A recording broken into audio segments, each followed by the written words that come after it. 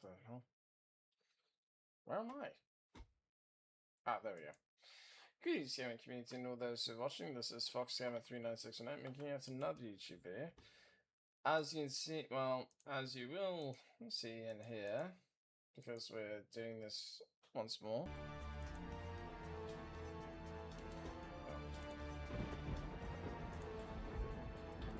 We are playing Mass Effect 1 again.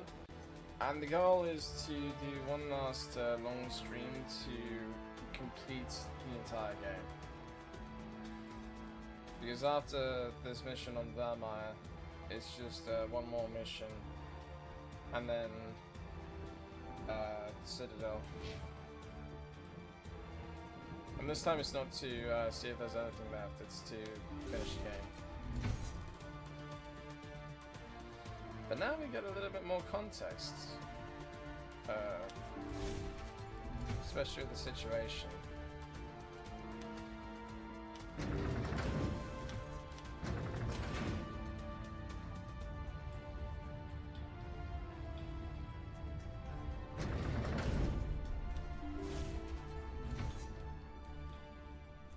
Commander, look over here. It's another beacon, like the one on Eden Prime.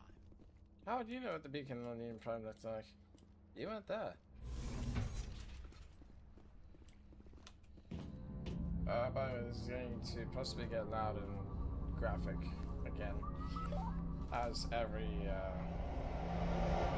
Prothean series does.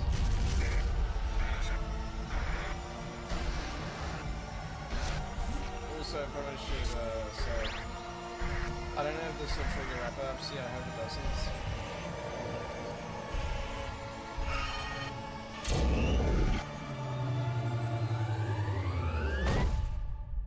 Good God, just that 1,000-yard stare.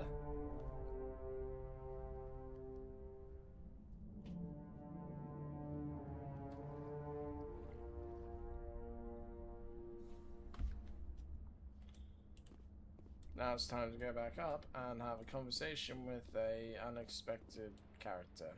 I get the feeling something bad is about to happen. You are not Saren. What is that? Some kind of VI interface? Rudimentary creatures of blood and flesh. You touch my mind, fumbling in ignorance, incapable of understanding. I don't think this is a VI. There is a realm of existence so far beyond your own, you cannot even imagine it. I am beyond your comprehension. I am sovereign. The ship? Sovereign isn't just some Reaper ship Saren found. It's an actual Reaper. Reaper, a label created by the Protheans to give voice to their destruction. In the end, what they chose to call us is irrelevant. We simply are. The Protheans vanished 50,000 years ago. You couldn't have been there. It's impossible. Organic life is nothing but a genetic mutation. An accident. Your lives are measured in years and decades. You wither and die. We are eternal, the pinnacle of evolution and existence. Before us, you are nothing. Your extinction is inevitable. We are the end of everything. There is an entire galaxy of races united and ready to face you. Confidence born of ignorance. The cycle cannot be broken. Cycle? What cycle? The pattern has repeated itself more times than you can fathom. Organic civilizations rise, evolve, advance, and at the apex of their glory, they are extinguished. The Protheans were not the first. They did not create the Citadel. They did not forge the mass relays. They merely found them. The legacy of my kind. Why would you construct the mass relays, then leave them for someone else to find? Your civilization is based on the technology of the mass relays. Our technology. By using it, your society develops along the paths we desire. We impose impose order on the chaos of organic evolution. You exist because we allow it, and you will end because we demand it. They're harvesting us. They're here to wipe us out. What do you want from us? Slaves? Resources? My kind transcends your very understanding. We are each a nation, independent, free of all weakness. You cannot even grasp the nature of our existence. Where did you come from? Who built you? We have no beginning. We have no end. We are infinite. Millions of years after your civilization has been eradicated and forgotten, we will endure. Where are the rest of the Reapers? Are you the last of your kind? We are legion. The time of our return is coming. Our numbers will darken the sky of every world. You cannot escape your doom. You're not even alive. Not really. You're just a machine. And machines can be broken. Your words are as empty as your future. I am the vanguard of your destruction. This exchange is over.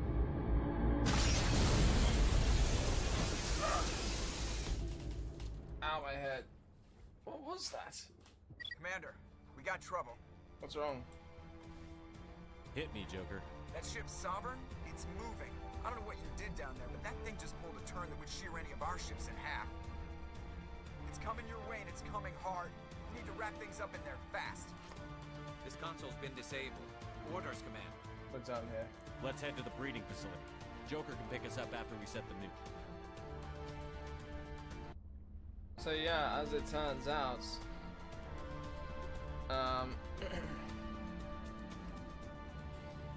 society has evolved thanks to the Reapers, and everything the Protheans had received posthumous credit for was not as it seems.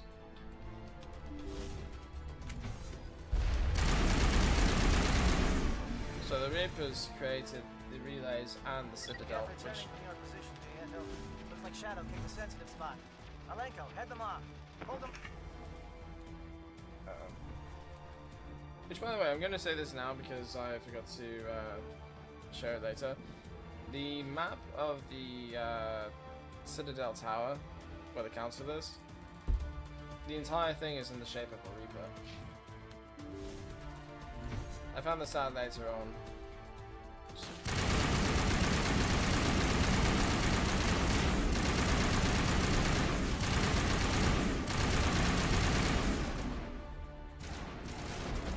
But also, if you remember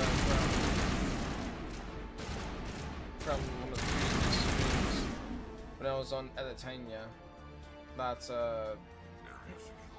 Prothean device that showed me the Cro-Magnon age.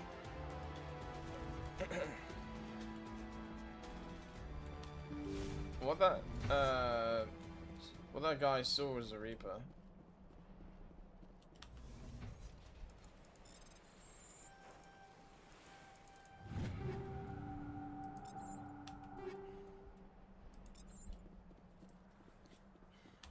So made it.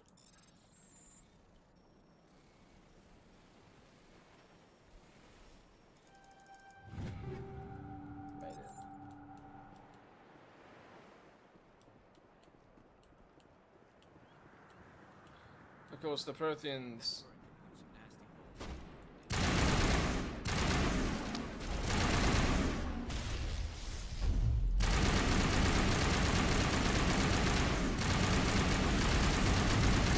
Much to the dismay of many, including Liara,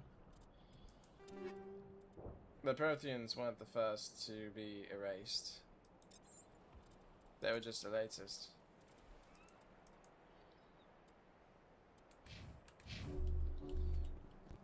In truth, the cycle has gone on long before the Protheans.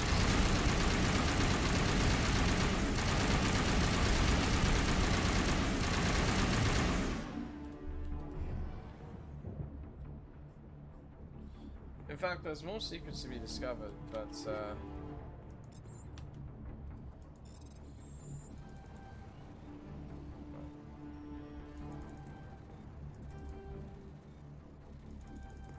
got it. That time was a charm.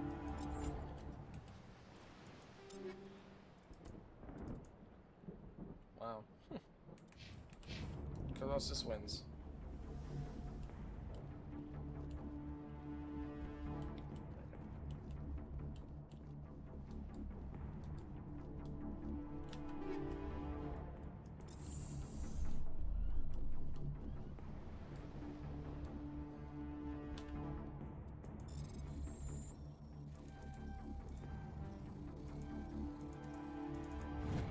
By the way, I feel compelled to say this,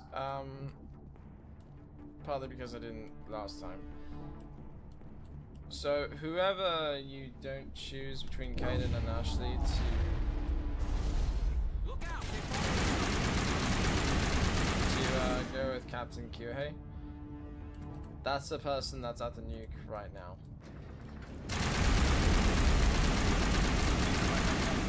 Now it's our turn.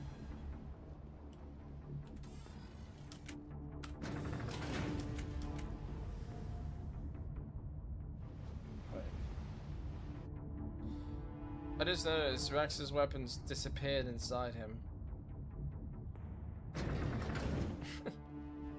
That's funny. That's it. We need to clear the gate and set those charges. Because keep in mind, Rex is supposed to be like a big tool. Like, it's supposed to be massive, so it's like the game didn't account for his physics. Or his weapon specialty, apparently. Because it's not the assault rifle.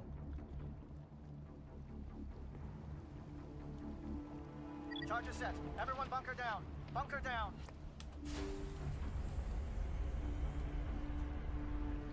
Right.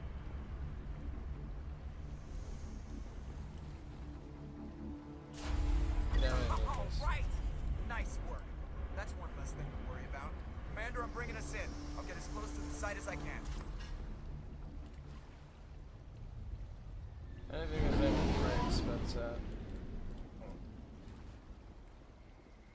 I'm going to get closer so you can have a better idea of how big Normandy is compared to Shepard.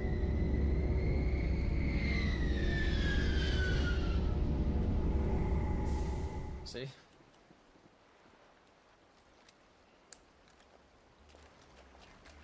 So yeah, that was what I meant. I don't exactly understand the helmet thing. You know, with the lack of a respirator.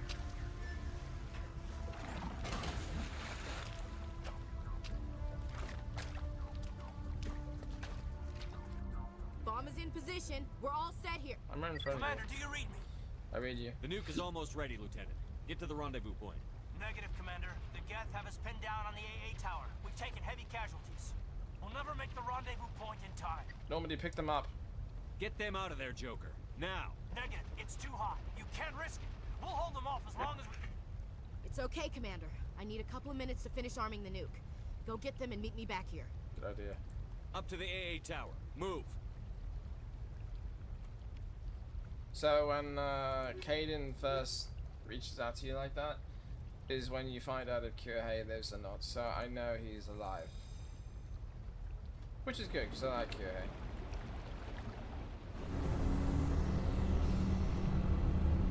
The door's up here, by the way. The door's not up there. Oh, of course you make me look stupid. No, I'm being dramatic. Of course they knew that it was a mistake on the developers, obviously.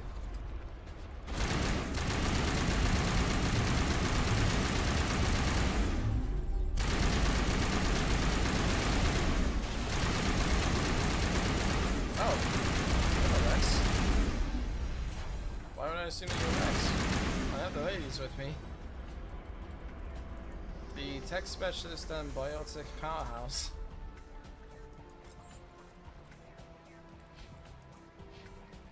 we both need to be leveled up.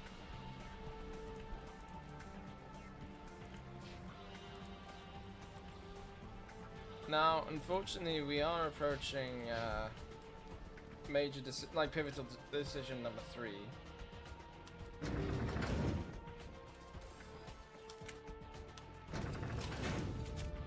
And when I say pivotal decisions, like things that will majorly affect how the story goes. This one will probably arguably have the biggest impact of all of them. Especially considering Mass Effect 3.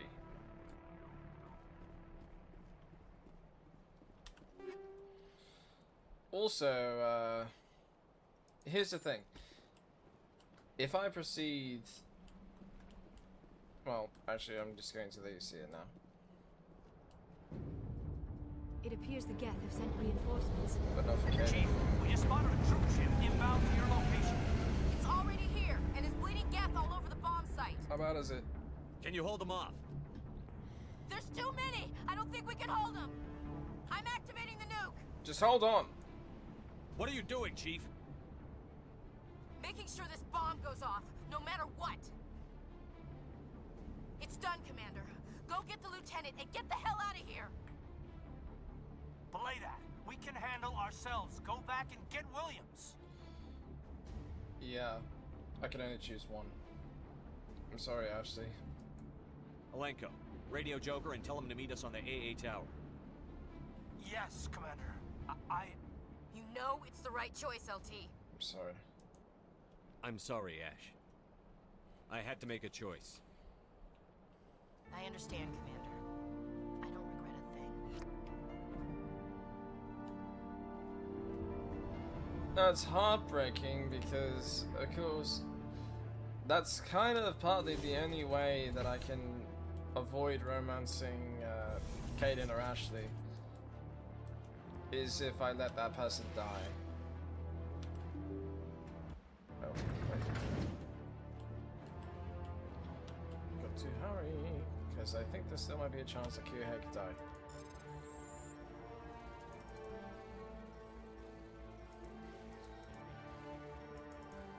Oh, fuck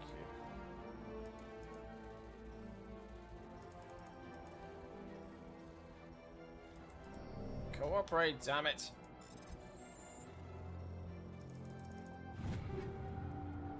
Much better. But sadly, also keep in mind, whoever you leave at the nuke, they have all the equipment that you gave them, and if they die, the stuff goes with them. Not that it ultimately matters, because this is pretty much the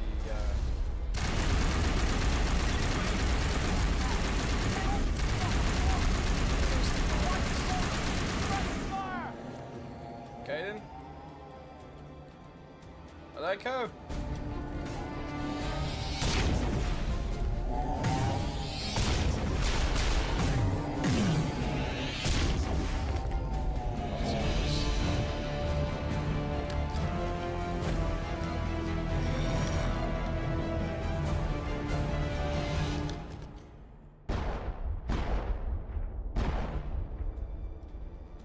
This has been an impressive diversion, Shepard. My Geth were utterly convinced the Solarians were the real threat. Of course, it was all for nothing. I can't let you disrupt what I've accomplished here. You can't possibly understand what's really at stake. So make me understand. Why are you doing this? You've seen the vision from the beacons, Shepard. You of all people should understand what the Reapers are capable of. They cannot be stopped. Do not mire yourself in pointless revolt. Do not sacrifice everything for the sake of petty freedoms. The Protheans tried to fight, and they were utterly destroyed. Trillions dead, but what if they had bowed before the invaders? Would the Protheans still exist? Is submission not preferable to extinction? It's not that simple. Do you really believe the Reapers will let us live? Now you see why I never came forward with this to the Council. We organics are driven by emotion instead of logic. We will fight even when we know we cannot win. But if we work with the Reapers, if we make ourselves useful, think how many lives could be spared. Once I understood this, I joined Sovereign. Though I was aware of the dangers, I had hoped this facility could protect me. But it's not working. You're afraid Sovereign is influencing you. You're afraid he's controlling your thoughts. Even now. I've studied the effects of indoctrination. The more control Sovereign exerts, the less capable the subject becomes. That is my saving grace. Is it? Sovereign needs me to find the conduit. My mind is still my own, for now. But the transformation from ally to servant can be subtle. I will not let it happen to me. Let's talk about the Geth for a second. Because I know it already is happening. Why are the Geth following Sovereign? They believe Sovereign to be some kind of god, the pinnacle of their own evolution. But the reaction of their deity is most telling. It is insulted. Insulted? Sovereign does not desire the pitiful devotions the Geth hurl at it. They are just tools, and no amount of belief on their part will change that. But as tools, they are useful. They will survive the coming invasion. If organic life is to survive, we must also prove we are useful. We must work with the Reapers. The conduit? Tell me why Sovereign needs the conduit. Tell me what it is. Maybe we can find a way to stop them. The conduit is the key to your destruction and my salvation. Sovereign needs my help to find it. That is the only reason I have not been indoctrinated. You are indoctrinated. Sovereign's manipulating you and you don't even know it. You're already under its power. No, Sovereign needs me. If I find the conduit, I've been promised a reprieve from the inevitable. This is my only hope. No, it isn't. Join me. Together we can stop Sovereign. We don't have to submit to the Reapers. We can beat them. I no longer believe that, Shepard. The visions cannot be denied. The Reapers are too powerful. The only hope of survival is to join with them. Sovereign is a machine. It thinks like a machine. If I can prove my value, I become a resource worth maintaining. There is no other logical conclusion. Sure there is. You just don't see it. You were a Spectre. You were sworn to defend the galaxy. Then you broke that vow to save yourself.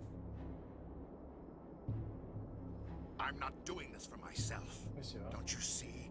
Sovereign will succeed. It is inevitable. My way is the only way any of us will survive.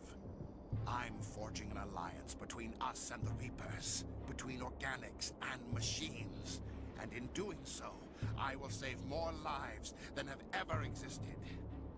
But you would undo my work. You would doom our entire civilization to complete annihilation. And for that, you must die. You understand I'm not a mirror, right?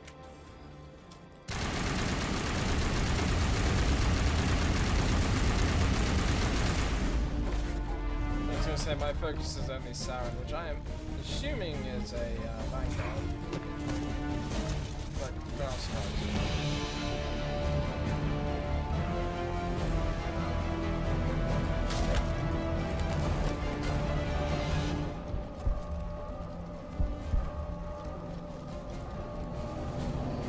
Oh shit.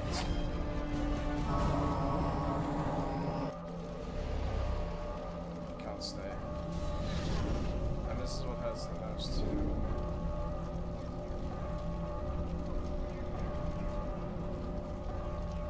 Because as much of a pain in the ass that Ashley is, I don't want her to die.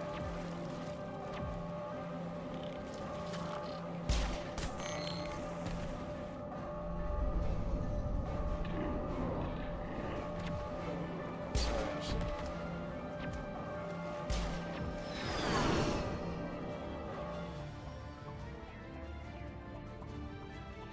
All right, everybody, hang on.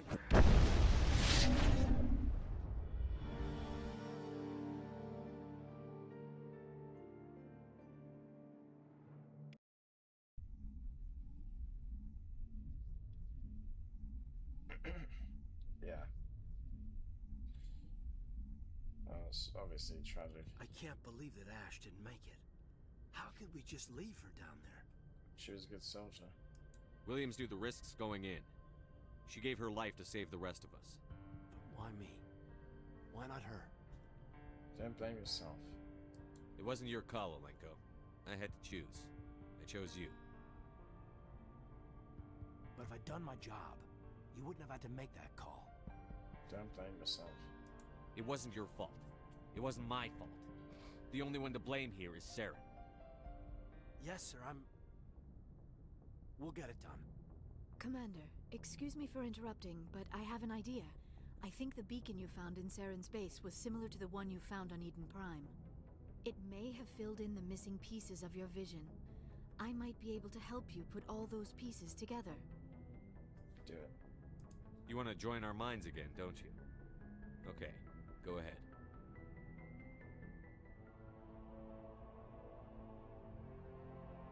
Relax, Commander. Again, Embrace eternity.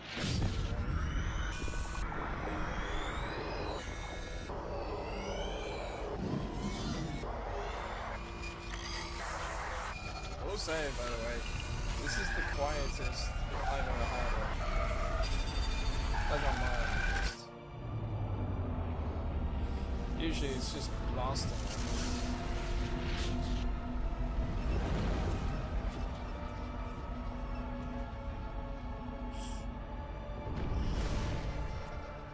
Incredible. I never thought the images would be so intense. I need a moment to collect myself. This is important. Did the vision make any sense to you? It's a distress call. A message sent out across the Prothean Empire. A warning against the Reapers, but the warning came too late. Anything else? What about the conduit? There were other images, locations, places I recognized from my research. Ilos! The conduit is on Ilos!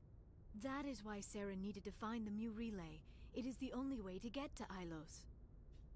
You never mentioned this. How come you never told us about Ilos before? The Mu relay links to dozens of systems and hundreds of worlds. How was I to know Ilos was the one we wanted? Sorry. Without the cipher, the images in your visions were never clear. Only now do I recognize them as landmarks from Ilos. Then let's go. We need to get to Ilos. Forget it. The Mu relay's inside the Terminus systems. Alliance ships are not welcome there. Neither are Spectres. We'll be careful. The conduit's on Ilos, and that's where Saren is heading. I'll be waiting for him when he gets there. Saren will have his entire fleet orbiting Ilos. You will never make it down to the surface without reinforcements. You must alert the Council. We need a fleet to... I am sorry. The joining is exhausting. I should go to the medical bay and lie down for a moment. Are you okay? Dr. Chakwas should take a look at you. That will not be necessary. I just need some rest. Somewhere quiet. Good. We're done here. Dismissed. Commander, there's a convoy nearby. I can link us in if you want to report back to the Citadel Council. You know, to warn them about Sovereign. Yes. Set the link up, Joker. They need to know. Patching it through. Commander Shepard, I'm pleased to see your mission on Vermar was a success. Saren is formidable enough without an army of Krogan serving under him. You got bigger problems. The Krogan would have served Sovereign. A Reaper. Yes, we saw mention of this on your report. Sovereign, Ascension machine, a true artificial intelligence. This news is quite alarming, if it turns out to be accurate. Oh, for Christ's sakes. You have to believe me. Sovereign's a Reaper. Saren admitted it. He's playing you, Shepard. No, he isn't. Saren still has contacts on the Citadel. He probably saw your earlier reports. The ones talking about your vision and the Reapers. It's highly possible Saren is using false information to throw you off balance. Our own intelligence has never turned up any corroborating information. You need proof, really? Sooner or later, you're gonna have to take something I say on faith, Counselor. Try to see this from our perspective, Commander. Saren is a threat we can recognize. However, as far as we know, the Reapers only exist in your visions. Our decisions affect trillions of lives. We cannot act on the accusations of a single person, even a Spectre. Not without solid evidence. The Council cannot take any official action here. That is why we created the Spectres. You have the authority to act as you see fit. If you truly believe Sovereign is the real threat, you must take whatever steps are necessary to stop it. And Saren. Good luck, Commander. From all of us. And yet it still feels disingenuous.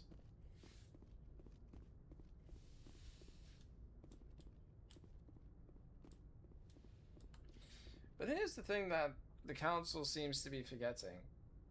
Saren was the first one to address it. And same with Benezia. Yes, Commander? Carry on, Presley. Yes, sir. So, how could Shepard be delusional? You know? He wasn't the first one to bring it up. Yes, he's carried on about it more than the others, but... you know.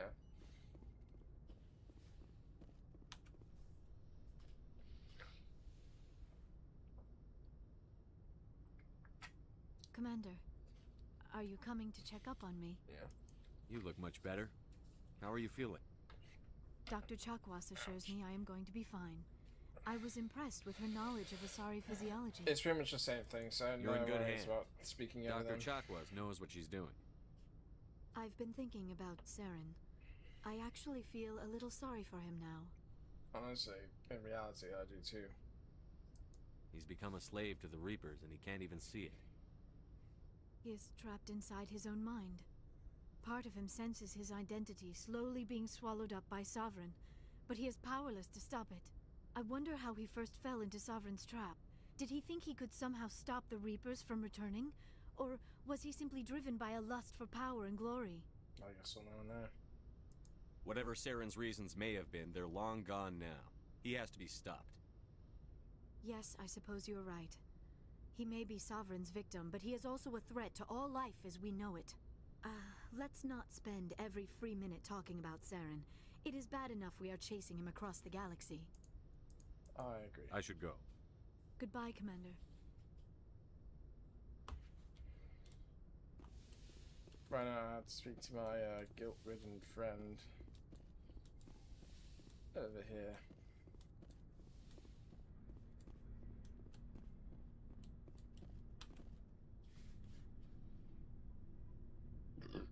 Excuse me. Anything you need, Commander? I wanted to see how you're dealing with Ash's death. Dealing, sir. Sorry for anything I said back there. Adrenaline. You and me both. I understand. I don't like losing people either. I've served for years, but never lost a soldier under my command. Not to hostile action, anyway. If you don't mind my asking, how did you deal with the losses on Elysium? I vowed to do better. It was my job to get everyone out safe. I failed. I vowed not to let that happen again. Same here. I'll remember her, and I'll do better for her. Yeah, I guess that's all we can do. Thanks for the advice, sir. Just trying to get a sense of where the crew's at. Thoughts? We're all in for the duration. You can count on everyone to do their duty. What's your opinion on the last mission? Input? Hell, I don't know. We're fighting giant machines from outside the galaxy. Should I be afraid of them? Or in awe of them? Anything so old, so intelligent. They're old, alright. Yeah, they've been around a while. So were the Turians. We gave them a boot in the ass. I think we're gonna need a bigger boot, Commander. We'll talk another time, Lieutenant. Commander? No, that's funny to me because, many years back, I watched the SpongeBob movie.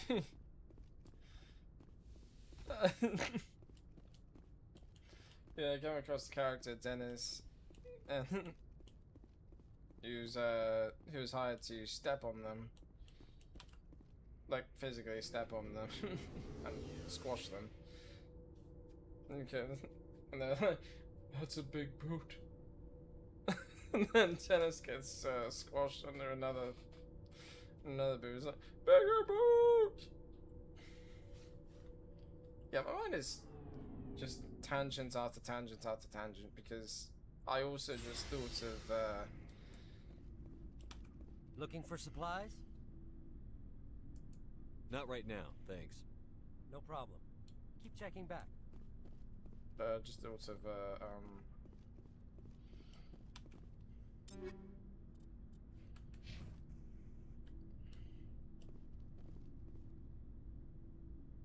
yeah. It's really sad because Commander, I wanted oh, to yeah. thank you. So there's the same stuff that we don't need to go over. I just wanted to see escaped if under my watch, and I didn't like. Well, I'm alone. If the people I'm sworn to protect can't trust, I'm glad he to see you. said Don't something worry. new, and he did not. Commander, things got heated back on Vermeer. You did what you had to do. I respect your choice. Thank you. I appreciate what you did, Rex. I won't forget it. Just make sure it was worth it. Saren has to pay for what he's done. Agreed. We'll have him soon enough. Then he can answer for his crimes. He'll do more than just answer if I have anything to say about it. So long, Rex. Shepard. Captain. It was an honor working with you, Commander Shepard. Despite the losses, our mission was a success. My superiors will duly honor Chief Williams for her actions. Her sacrifice has earned humanity a great deal of respect from my people. Almost so. Ash was a hell of a soldier. She knew what the risks were, but she did what she had to. Of course. The grim reality that every soldier must accept. Rest assured, Commander, my men and I will not forget what you have accomplished here. We will leave your ship as soon as you reach your next destination. Perhaps we will have the opportunity to work together again someday. Oh, you have no idea. You have my gratitude, Commander. Most people would have left our team behind. The captain considers the mission a success. I defer to his judgment. Let me see what you have.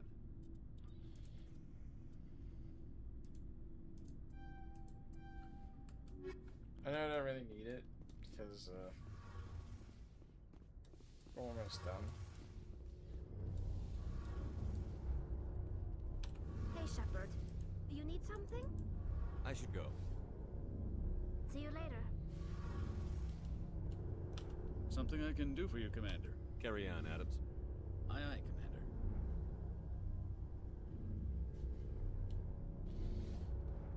So the only other person that provides anything new to talk about now is Joker.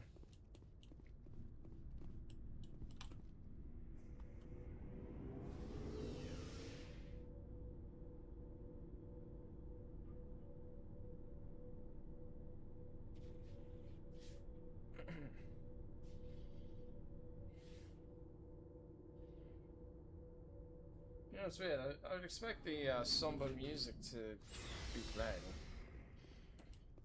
but there's nothing.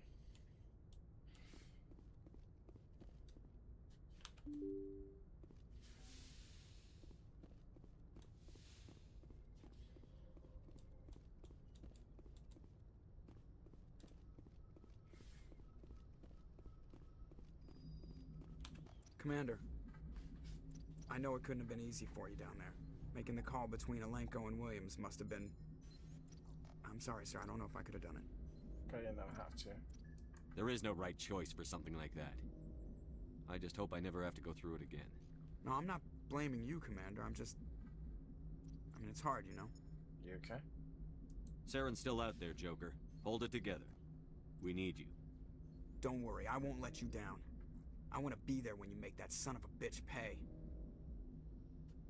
Yeah, it's a shame you won't be able to physically be there because of the Rolex syndrome.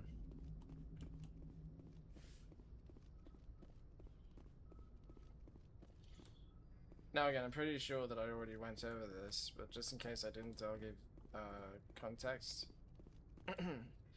When you speak to Joker, you find out that he has a condition called Rolex syndrome, which it's brittle bone disease. So it's a risk for him to even move around.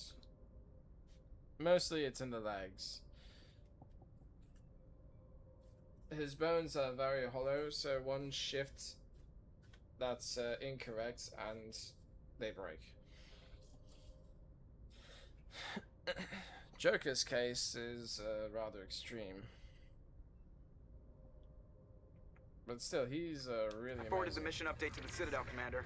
We got confirmation on those reinforcements. Pilot. Ambassador Udina wants us to report back to the Citadel. The Council's massing a joint species fleet to deal with Saren and his Geth. Good. I knew they'd come around. Back to the Citadel, Joker. I want the Normandy at the head of that fleet. Yes, sir.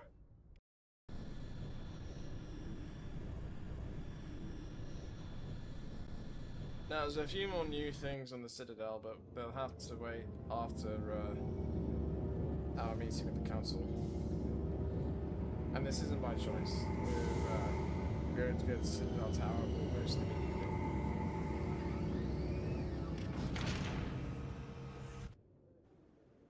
See? Good job, Shepard. Thanks to you, the Council's finally taking real action against Saren. No, they aren't. The Ambassador is correct. If Saren is foolish enough to attack the Citadel, as you believe, we will be ready for him. Patrols are stationed at every mass relay linking Citadel space to the Terminus systems. That's it? That's not enough? You think a blockade's going to stop him? He's on Ilos looking for the conduit right now. What are you doing about that?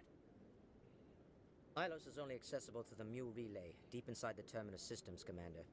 If we send a fleet in there, the only possible outcome is full-scale war. Now is the time for discretion, Commander. Saren's greatest weapon was secrecy. Exposed, he is no longer a threat. This is over. It's not over. And what possibly made you think anything about Saren was secret?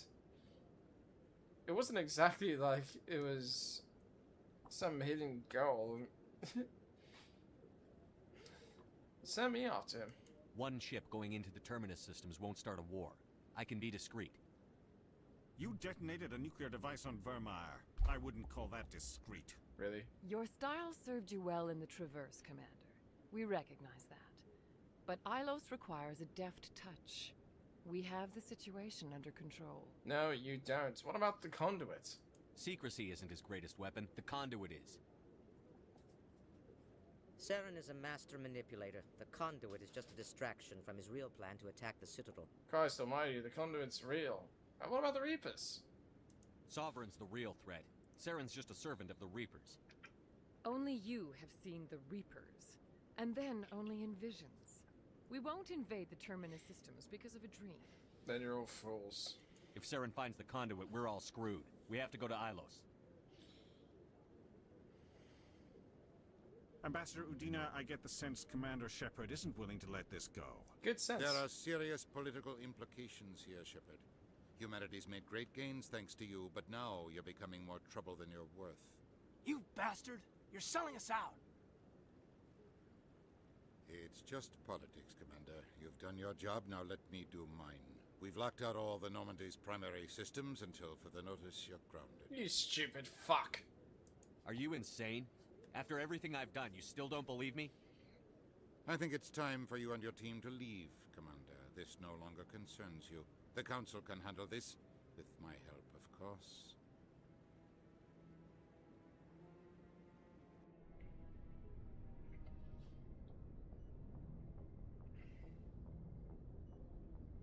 Commander, I've got a message from Captain Anderson.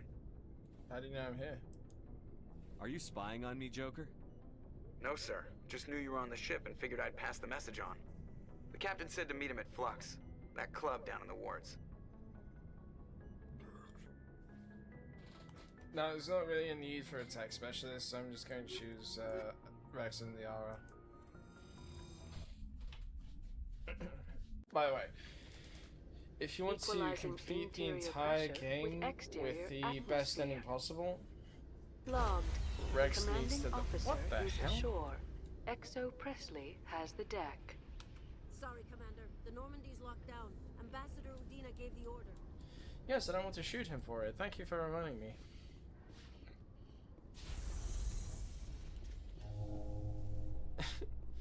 Honestly, I can understand why most people would... In a further development in the Eden Prime investigation, the Council has reportedly revoked the Spectre status of one of its operatives.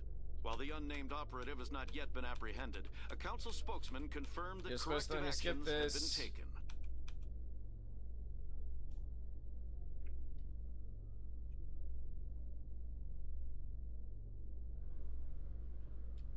But yes, I get that the council wouldn't exactly take my word for everything. That being said, though, it would have been fair to assume that they wouldn't, that they would no longer have their heads at their asses. Show me what you've got. I'll open the rare stocks for you, Commander. Yeah. So as you can see, now we're at 10, and they are better.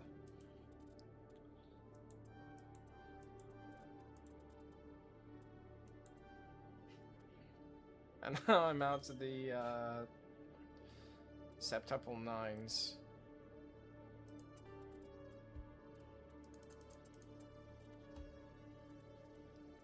Not that it really matters anyways, so I'm just going to... Actually, I'll get rid of this.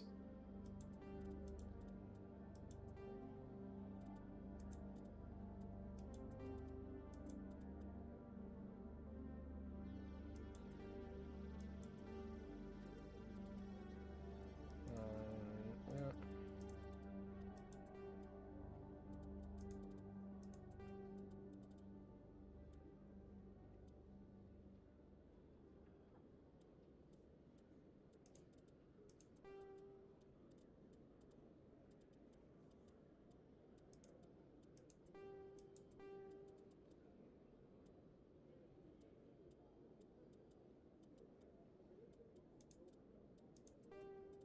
I'm mostly looking at the the weapons and upgrades.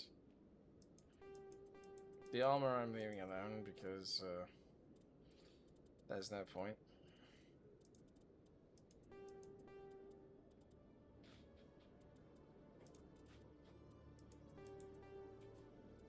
Oh, yeah, that I'm saying for sure. Same with that. And you. Last but not least.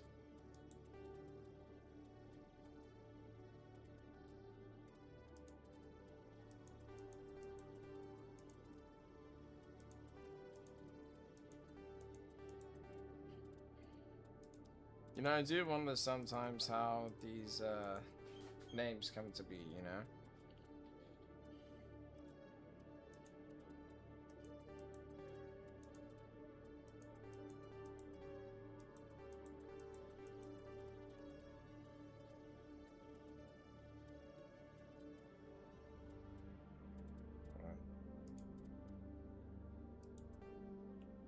Feels like I got rid of you already.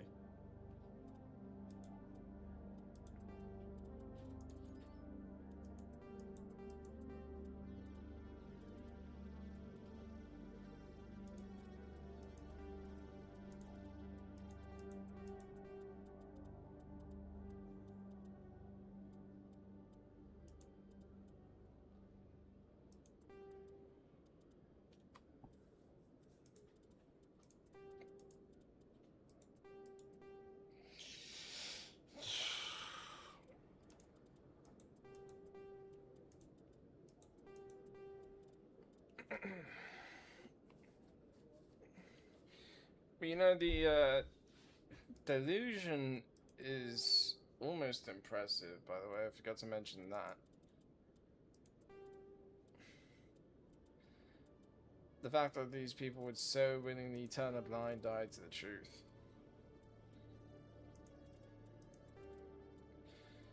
Not even so willingly, so strongly doing so.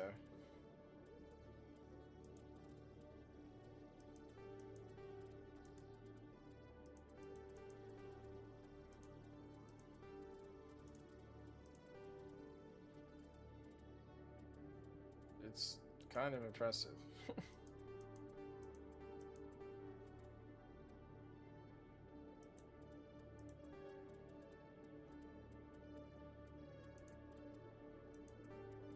Because even today, there's some people that still bury their heads in the sand just because of something they don't want to hear.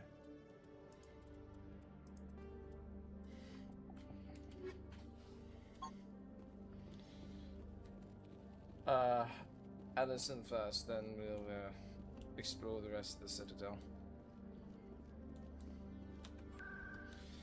Although I think it's just the last one. Last thing in the Citadel, I mean.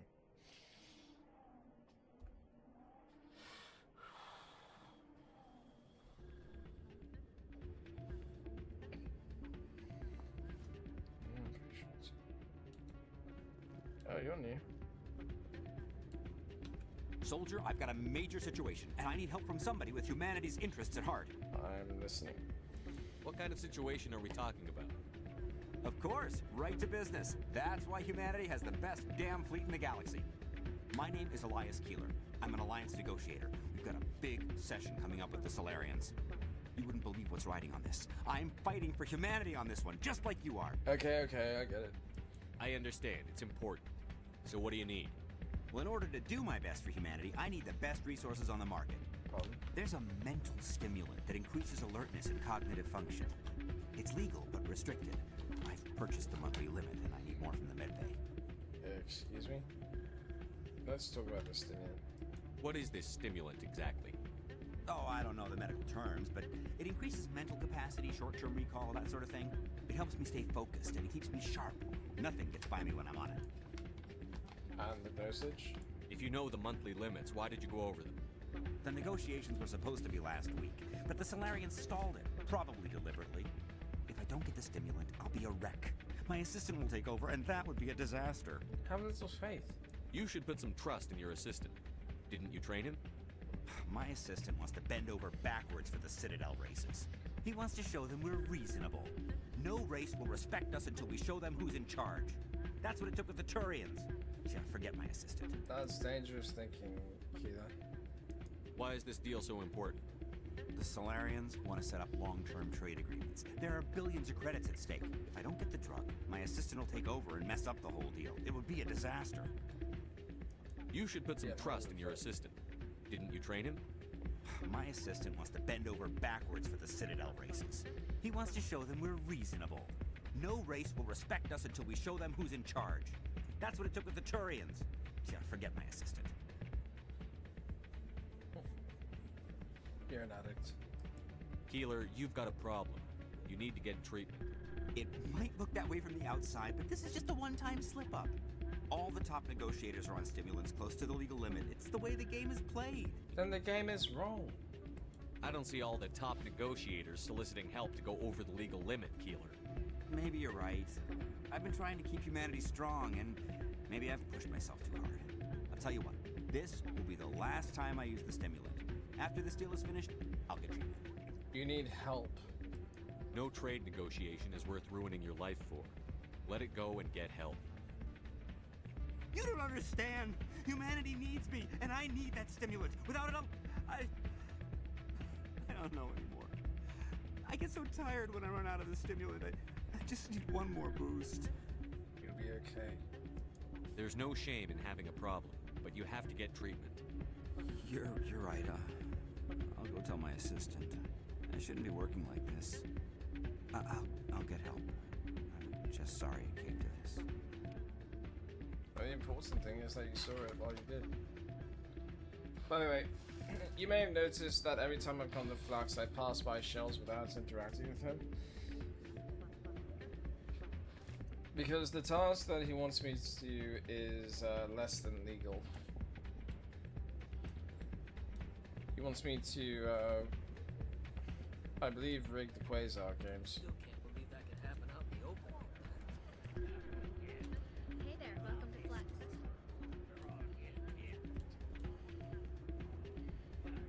David? I'm glad you came, Shepard. I heard what happened. Now I know how you felt. They pulled me off the mission. Just like when they forced you to give up the Normandy. I know, I'm sorry. I wanted to warn you, but there was no way to get a message to you before you docked. I know you're pissed off right now, but you can't give up. They all think this is over, but we both know it's not. You have to go to Ilas. You have to stop Saren from using the conduit. It's not that simple. There's only one ship that can get me into the Terminus systems undetected, and she's grounded. Citadel controls locked out all the Normandy's systems, but if we override the Ambassador's orders, we can get them to bring the Normandy back online. You can be in the Terminus systems before anyone even knows you're gone. What happens to you? If we steal the Normandy, you're the one left holding the bag. And if Saren finds the conduit, life as we know it is over. The Reapers will destroy us. Humans, Asari, everybody. You're the only one who can stop him, Shepard. So I'll do whatever it takes to get you on the Normandy and off this station. What about my crew? Stealing the Normandy is mutiny. What if the crew won't help me? The Normandy's your ship now, Commander. Her crew will follow you to the ends of the galaxy. We both know that. Yeah, that's true. Thank you. I won't forget this, Captain. I promise. I can unlock the Normandy from one of the consoles in the Citadel Control Center. You'll have a few minutes before anyone realizes what happened. That is a restricted area patrolled by armed guards. How are you going to get in? Leave that to me. Just make sure you're in the Normandy when the systems come back online. It's too dangerous. You're gonna get yourself killed. There has to be another way. Ambassador Udina issued the lockdown order. If I can hack into the computer in his office, maybe I can override it. He won't just stand by while you use his computer. Hopefully he won't be there. If he is, I'll just have to think of something. The ambassador will not forgive this, Captain. You will be charged with treason, a capital offense. We don't have a lot of options. I break into the ambassador's computer, or I take my chances with the patrols in Citadel Control. Break into his office. That's my favorite option. You'll have a better chance if you go after the ambassador's computer. I was hoping you'd say that. The ambassador has made this personal. You ready to get the hell off this station, Commander? Let's do it. I'll take care of the lockdown. You get down to the Normandy and tell Joker to stand by.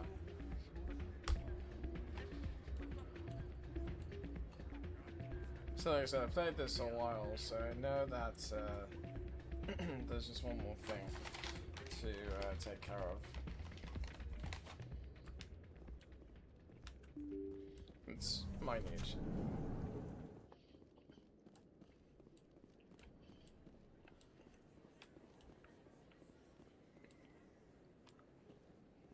It's this one. Excuse me, Commander Shepard. It is an honor to speak with you. Thank you. What's this demonstration about?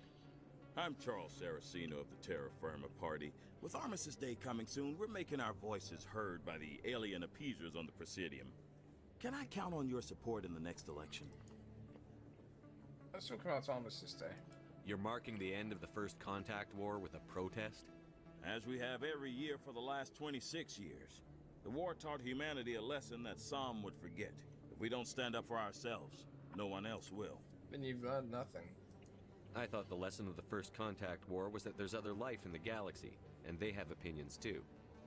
Perhaps so, Commander. But if aliens feel free to express their opinions at gunpoint, why shouldn't we? Rex? Because they have bigger guns? Right. If they have bigger guns, we should increase military spending. Instead, we sign away our right to defend ourselves with treaties. I like the way you think. I don't. What are you running for? I'm seeking one of the 5 spacer seats in Parliament. They have certain baroque conditions for a citizen to be able to vote for them. You have to spend more than 6 months a year in space, but you can't have stayed in any one settled system for more than a month. You do spend most of your time in space, Commander. You have no idea. I don't know Terra Firma's platform. What do you stand for? Our core value is that Earth must stand firm against alien influences. Politically, culturally, and in the worst case, militarily. That is not unreasonable, but some of the things these people are saying sound a bit bigoted. Excuse me, I don't believe human politics are any of your business. What the Alliance does affects everyone around it. So, it kind of becomes their business when you make it that way. There's a bigger picture. We live in this galaxy, Mr. Saraceno. We can't pretend that what we do affects no one else. No, of course not. My apologies. I only meant to point out that other species have no right to interfere in Alliance politics. Well, that's not as simple as you may think. Besides, the appeasers are right. Sorry. I believe we need to work peacefully with other races. We've heard that before in human history. Well-meaning naivete leads to declarations of peace in our time. We can't allow anything like Shanxi to happen again. I don't suppose I could convince you to issue a public statement of support for my candidacy. The support of the first human Spectre would be invaluable. Yeah, about Shang-Chi. The occupation of Shanxi couldn't happen again. We weren't even sure there were aliens to garrison against back then. It's still a powerful symbol, Commander. Shanxi is the only human territory ever occupied by an alien species. Which is why I'd be curious if I came here with Ashley to speak with Mr. Saraceno. But I won't support you. You have the right to your opinion, Mr. Saraceno, but with all due respect, I disagree with it. I understand. I'm glad you support the democratic process, Italy. Thank you for your time, Commander. Remember Terra Firma on Election Day, because Terra Firma remembers you.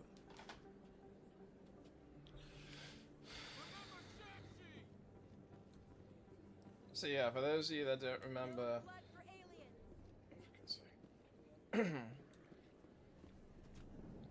Shang-Chi was the first garrison occupied by an alien species, and Ashley's grandfather was in charge of that garrison. You are unlike the other Krogan I have met, Rex. You do not share the bloodlust of your people. When you're young, you go looking for every fight you can. You get older, you realize the best fights will find you. That's a hell of a statement, Rex.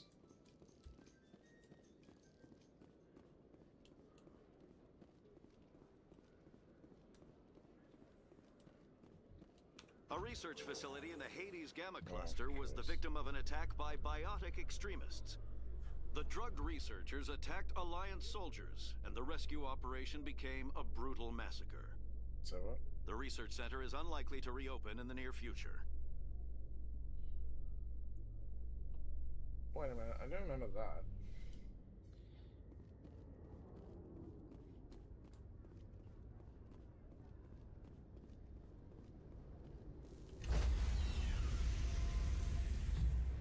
Oh good, the mechanics off the ship. Stand by, shore party. Decontamination in progress. Wow, he just cleared. This is why this is my favorite part. Anderson? What are you doing here? I didn't send...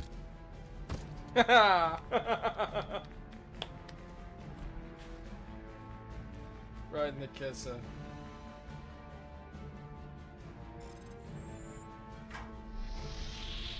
Get us out of here, Joker. Now!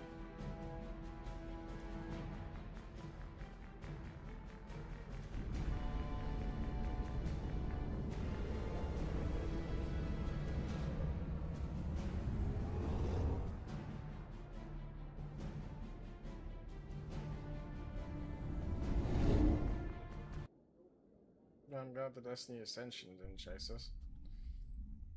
Which, by the way, is that huge star-shaped ship that was flying off there in the distance. Can't believe we stole the Normandy. I know we'll all be court-martialed if this doesn't work out, but part of me loves this. Well, as long as you're happy, Charles.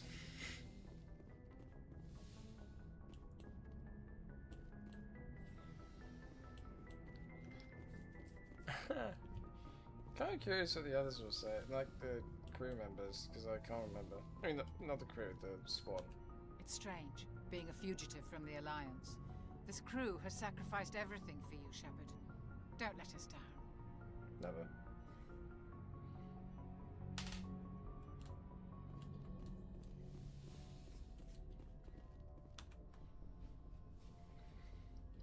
You know, I kind of find it odd, by the way, This will all be over soon, Shepard. One way or another. The R is the only one with any sorts of eyebrows among the Asari. Because the Asari don't have hair, so that's just like tattooed on.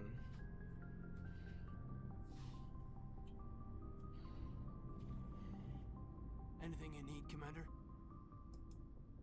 Just trying to get a sense of where... We're all in for the duration. You can count on We'll everyone. talk another time, Commander. Okay, that's new. I didn't expect that.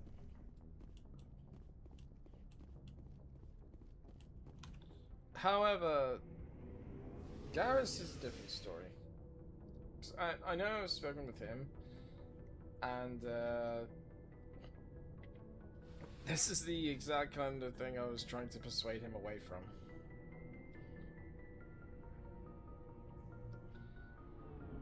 Like, how he typically thinks, I mean.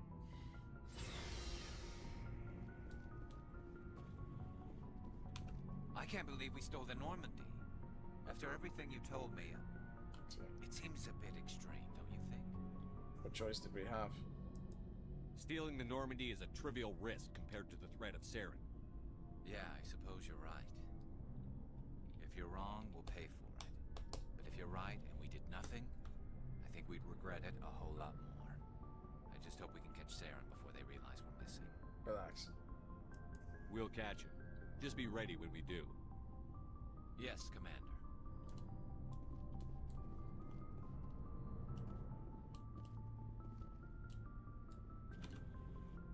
Stealing an Alliance ship? Risky stuff. Yeah. But I'm right behind you, Shepard. It's the least I can do. Just say it. Thanks. Everyone else thinks I'm crazy. Sometimes crazy is the best way to go. Yeah.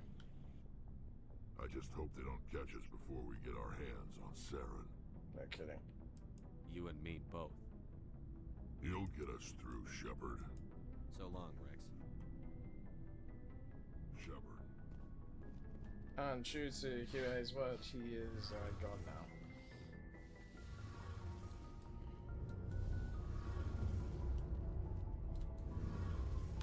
We're fugitives on the run. Very exciting, Shepard. I wonder what the Council would do to us if we got caught. Well... Your father probably had some political pull, right? He wouldn't let them throw his little girl in jail. You don't know my father. Stealing ships is a capital offense among my people. He'd probably want to execute us himself. Well, with that thoughts in our heads now. The Normandy's the best ship in the fleet. They'll never catch us. I hope you're right. I should go. See you later. Heard we're headed into the Terminus systems, Commander.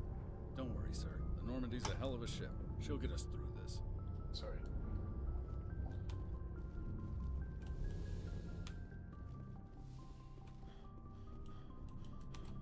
Goes without saying we actually do make it to Ilos.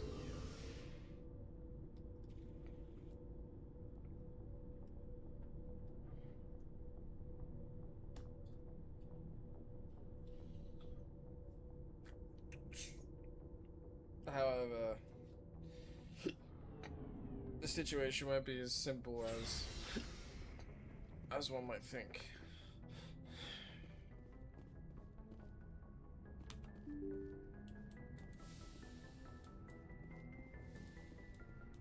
First, we'll speak to Joker.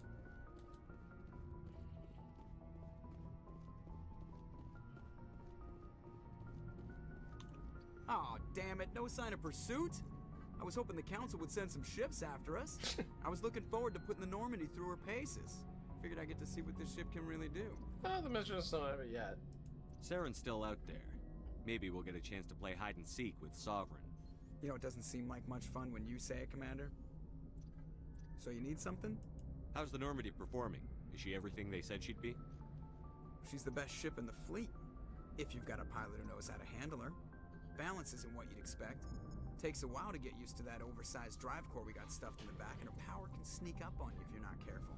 The Normandy's probably too much ship for your average Alliance pilot, Commander. Lucky for you, I'm anything but average. I agree with that. I have to go. Alright, see ya. But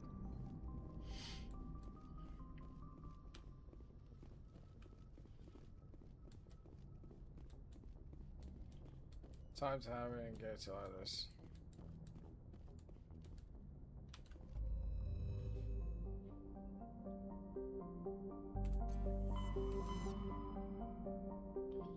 Which is right there. I don't know how to pronounce that. Is that Pangea? Pangea? Sorry.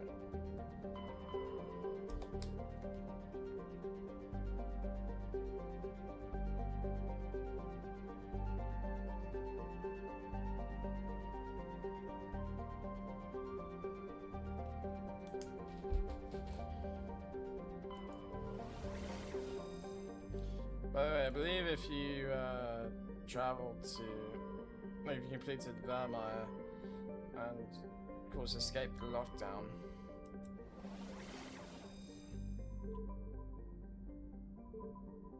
there's no other choice but to go here. So I don't think you can go back to the Citadel.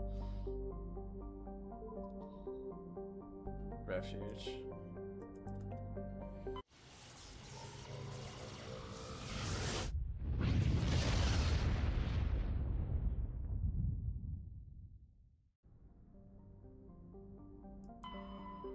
Agatoton. Why not, you know? Safe.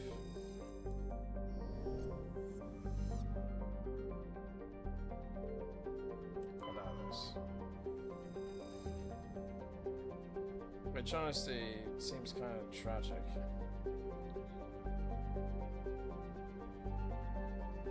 Devastated by means unknown.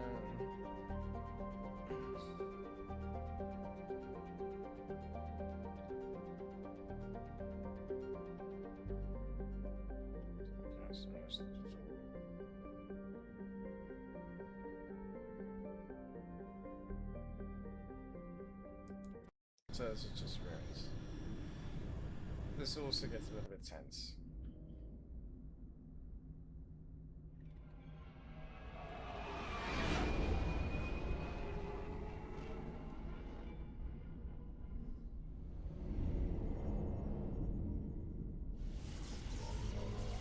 So tiny.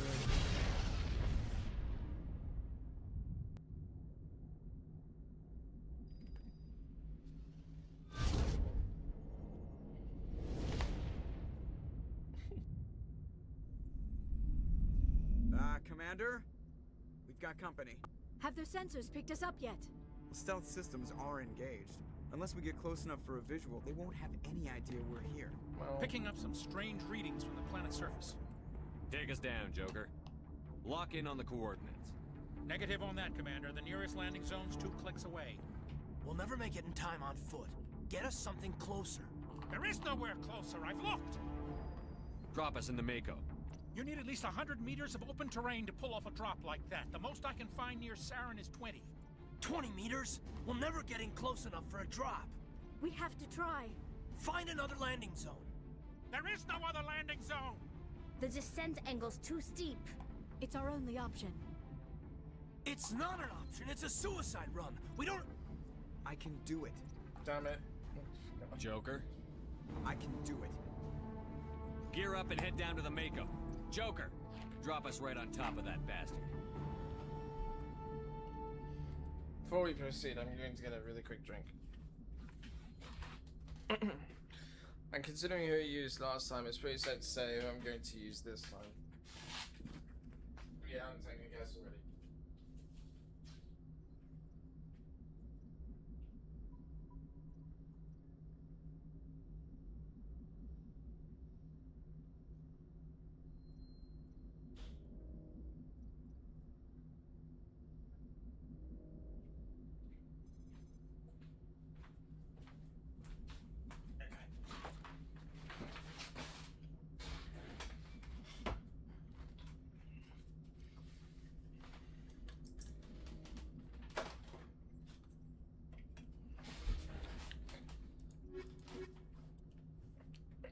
Garrison, tell me.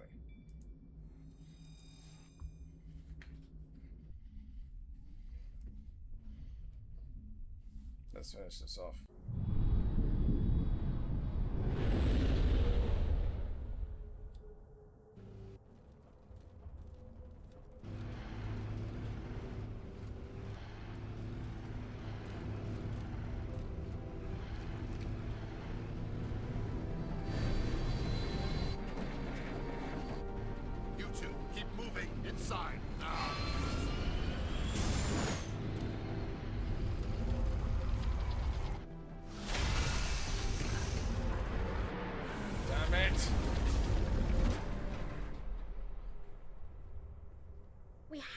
get inside this bunker before Saren finds the conduit. There's no way we're getting past that door with brute force. Saren found a way to open it. There must be some kind of security override somewhere in this complex. We'll have to find some way to get it up and running again. Okay, that's weird. It seemed like the sound effects from Tally's respirator didn't carry through in this case.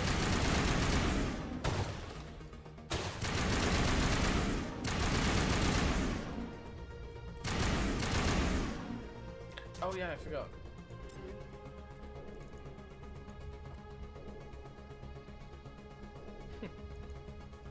That would have been cool.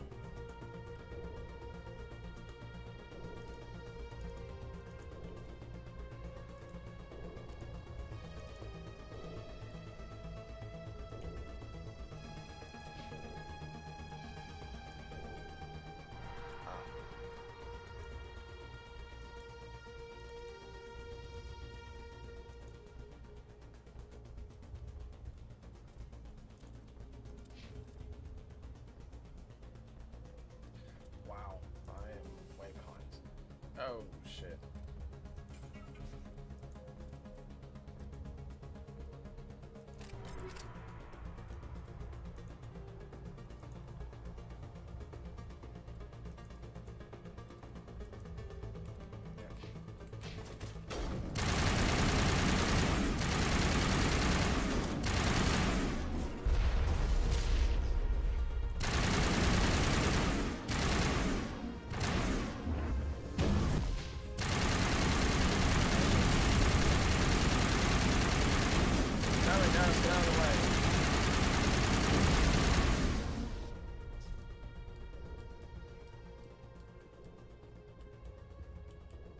Oh, down.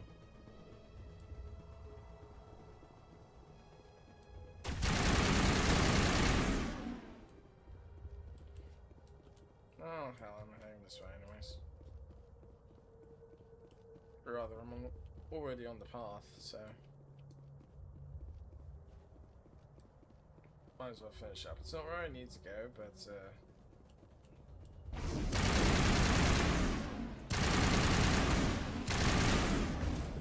helps me get those some people.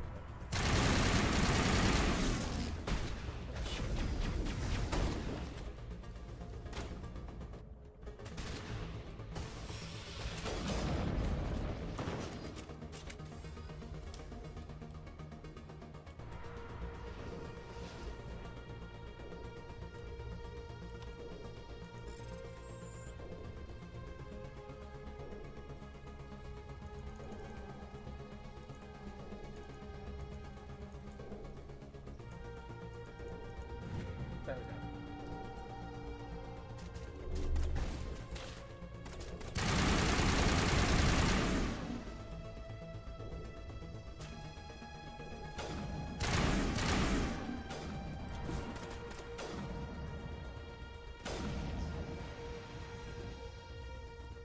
That's him.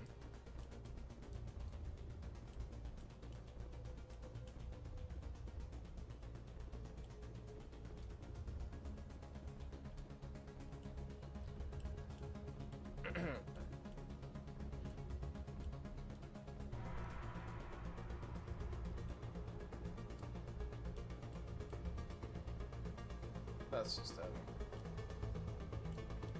now, some people believe these to be the proteins. I'm not sure why, because they look nothing like the proteins.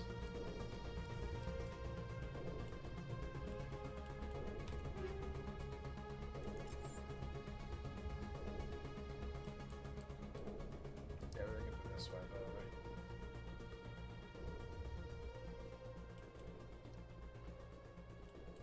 We have to go back to go forward.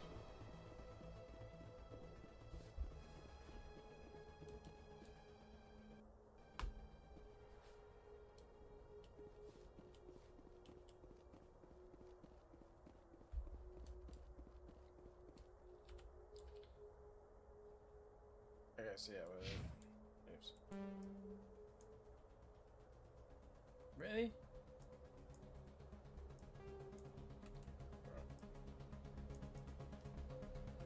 So there's the landing zone. We need to go back all the way this way.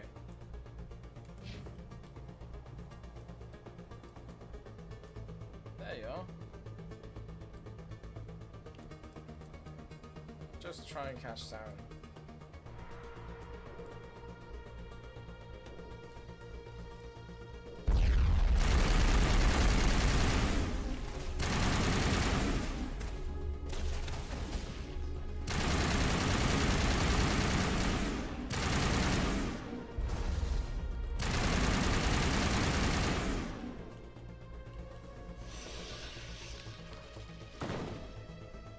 Just because there's a crate up here.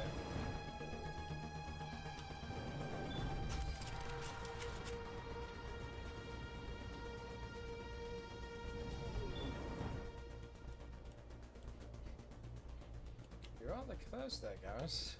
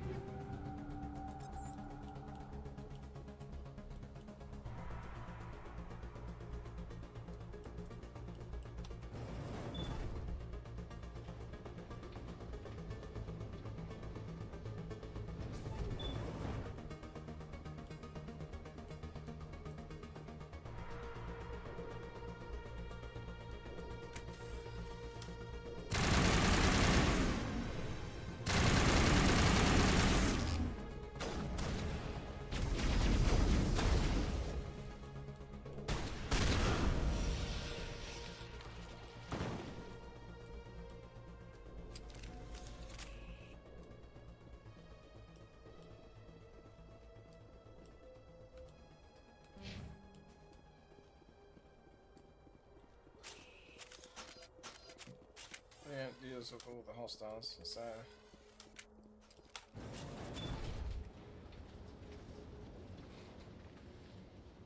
Onward.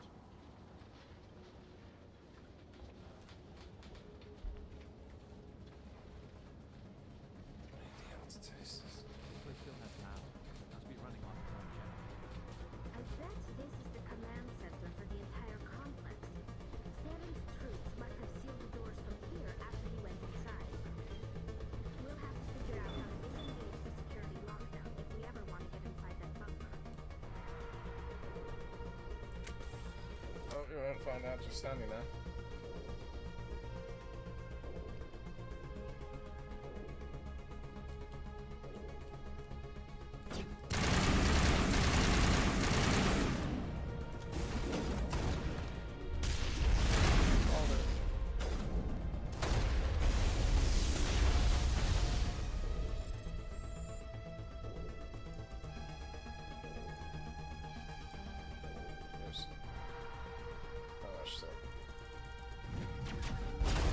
Didn't rush it that time.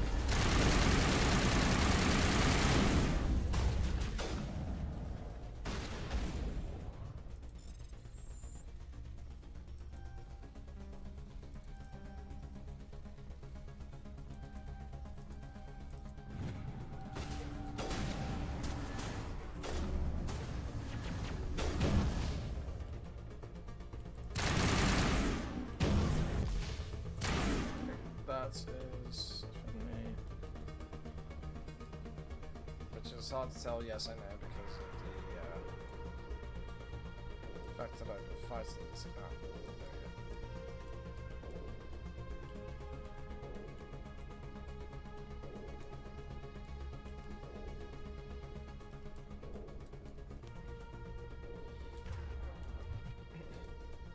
Yeah, it's kind of funny when you come across these ruins of the Protheans, you start to wonder what the purpose of it was.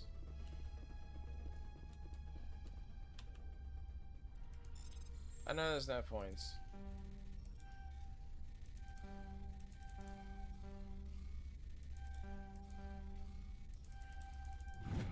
But I just like doing it.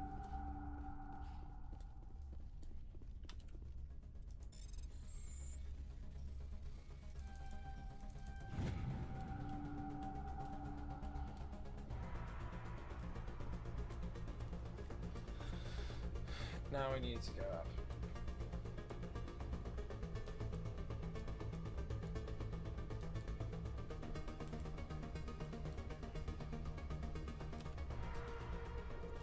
Come on.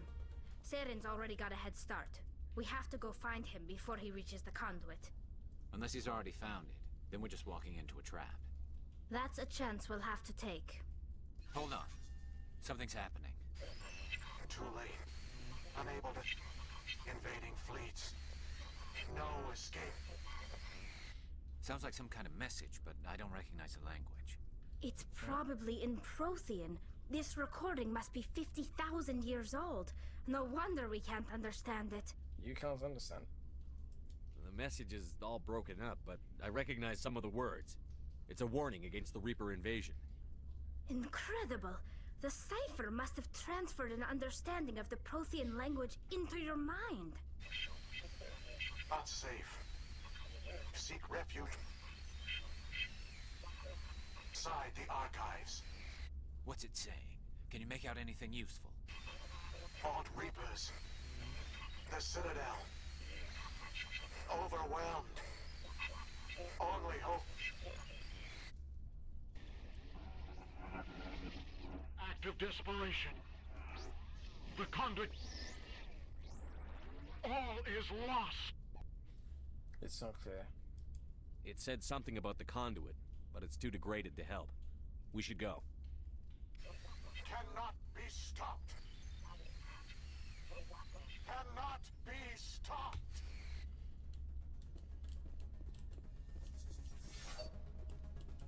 That's not the only one, there's another.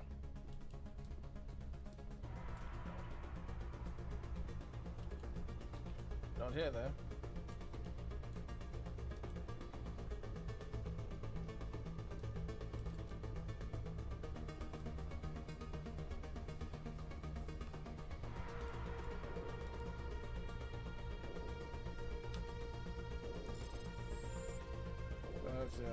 Clears up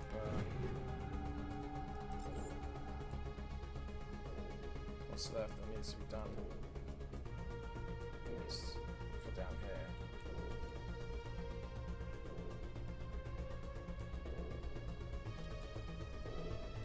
It probably doesn't, but you know.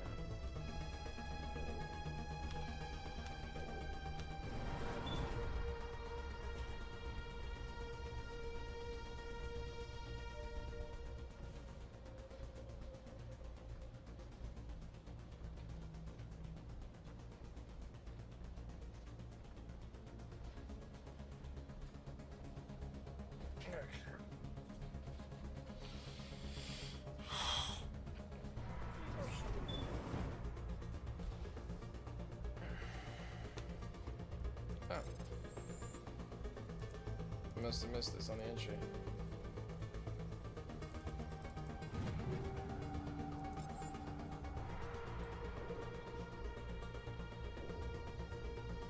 Hopefully the door is open, otherwise they're just wasting time.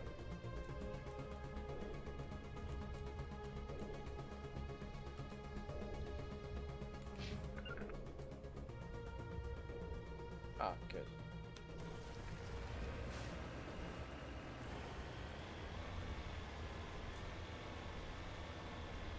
I thought Saren would have set some kind of trap or ambush for us.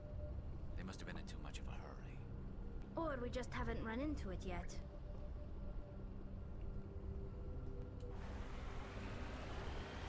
Yes, these things will work.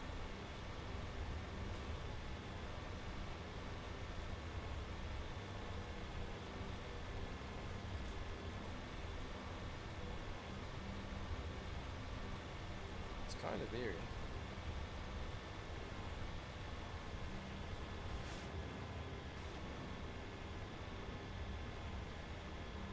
What are all those things on the wall? Some kind of containers? They look like stasis pods. The Protheans probably tried to keep themselves alive through cryogenic freezing. Something must have gone wrong, though. This bunker became their tomb. The pods are dead. And so is anyone inside. All of them? There must be hundreds of those pods. What was Saren expecting to find here? There's nothing left but corpses. He's not looking for the living. He's looking for what has never lived.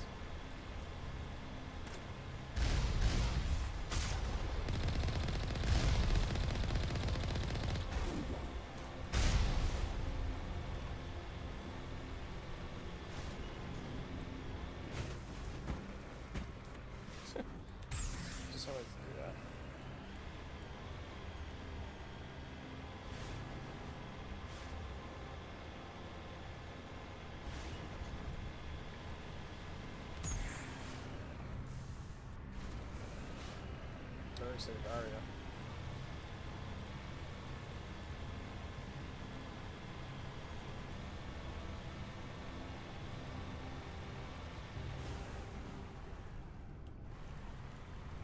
What's happening? It's a trap. Sarah must have set an ambush. I don't think Saren's behind this. He's not. In fact, it's the station itself. Because, like I said, he wasn't looking for the living. He was looking for that which has never lived. Because organics live and die. If this were simply an automated trap, Saren would have triggered it. What do you think this is? Whatever it is, we should be careful. It's a VI. This VI in particular. You are not Prothean, but you are not machine either. This eventuality was one of many that was anticipated. This is why we sent our warning through the beacons. Looks like some kind of VI program. Pretty badly damaged. I do not sense the taint of indoctrination upon any of you. Unlike the other that passed recently. Perhaps there is still hope. Wait a minute. How come I can understand you? Why aren't you speaking the Prothean language? I have been monitoring your communications since you arrived at this facility. I have translated my output into a format you will comprehend. My name is Vigil. You are safe here for the moment, but that is likely to change. Soon, nowhere will be safe.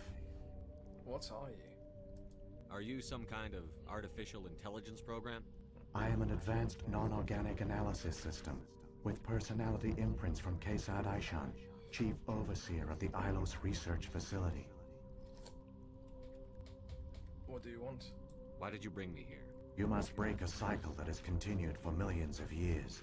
But to stop it, you must understand, or you will make the same mistakes we did. The Citadel is the heart of your civilization and the seat of government, as it was with us, and as it has been with every civilization that came before us.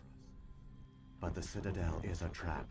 The station is actually an enormous mass relay, one that links to dark space, the empty void beyond the galaxy's horizon. When the Citadel relay is activated, the Reapers will pour through, and all you know will be destroyed. Citadel is a relay. How come nobody ever noticed the Citadel was an inactive mass relay? The Reapers are careful to keep the greatest secrets of the Citadel hidden. That is why they created a species of seemingly benign organic caretakers. The Keepers. The Keepers maintain the station's most basic functions. They enable any species that discovers the Citadel to use it without fully understanding the technology. Reliance on the Keepers ensures no other species will ever discover the Citadel's true nature. Not until the relay is activated and the Reapers invade. It's genius. Because the Keepers will maintain the functionality of the Citadel, and since they'd be discovered with the Citadel itself, it only makes sense that they just decide to leave it alone. How do the Reapers survive out in dark space? We have only theories. The researchers here came to believe the Reapers enter prolonged states of inactivity to conserve energy. This allows them to survive the thousands and thousands of years it takes for organic civilization to rebuild itself. But in this state, they are vulnerable. By retreating beyond the edges of the galaxy, they ensure no one will accidentally discover them.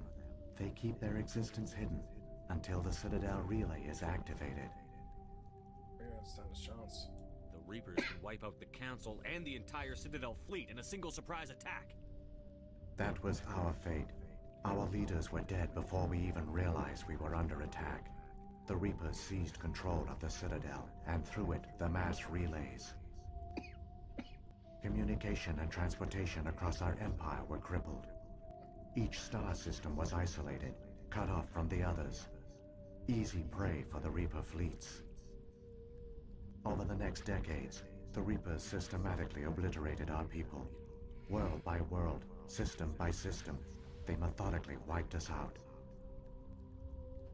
You didn't surrender? The war was lost. If you had surrendered, they might have let you live. No offer of surrender was ever given. Our enemy had a single goal: the extinction of all advanced organic life. Through the Citadel, the Reapers had access to all our records, maps, census data. Information is power, and they knew everything about us. Their fleets advanced across every settled region of the galaxy. Some worlds were utterly destroyed. Others were conquered, their populations enslaved. These indoctrinated servants became sleeper agents under Reaper control. Taken in as refugees by other Protheans, they betrayed them to the machines.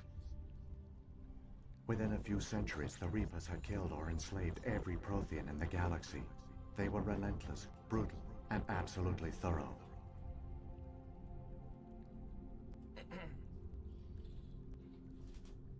I had a comment to make, but I don't remember what. I don't understand. Where did the Reapers go after they conquered your people?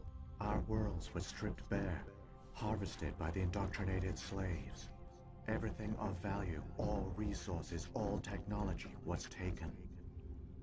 Certain that all advanced organic life had been extinguished, the Reapers retreated back through the Citadel relay into dark space, sealing it behind them. All evidence of the Reaper invasion had been wiped away. Only their indoctrinated slaves were left behind, abandoned.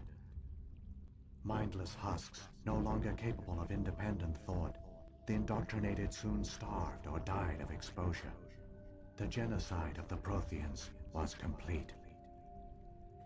Why did they do this? What do the Reapers get out of this? Why do they keep repeating this pattern of genocide over and over? The Reapers are alien, unknowable. Perhaps they need slaves or resources. More likely they are driven by motives and goals organic beings cannot hope to comprehend. In the end, what does it matter? Your survival depends on stopping them, not in understanding them.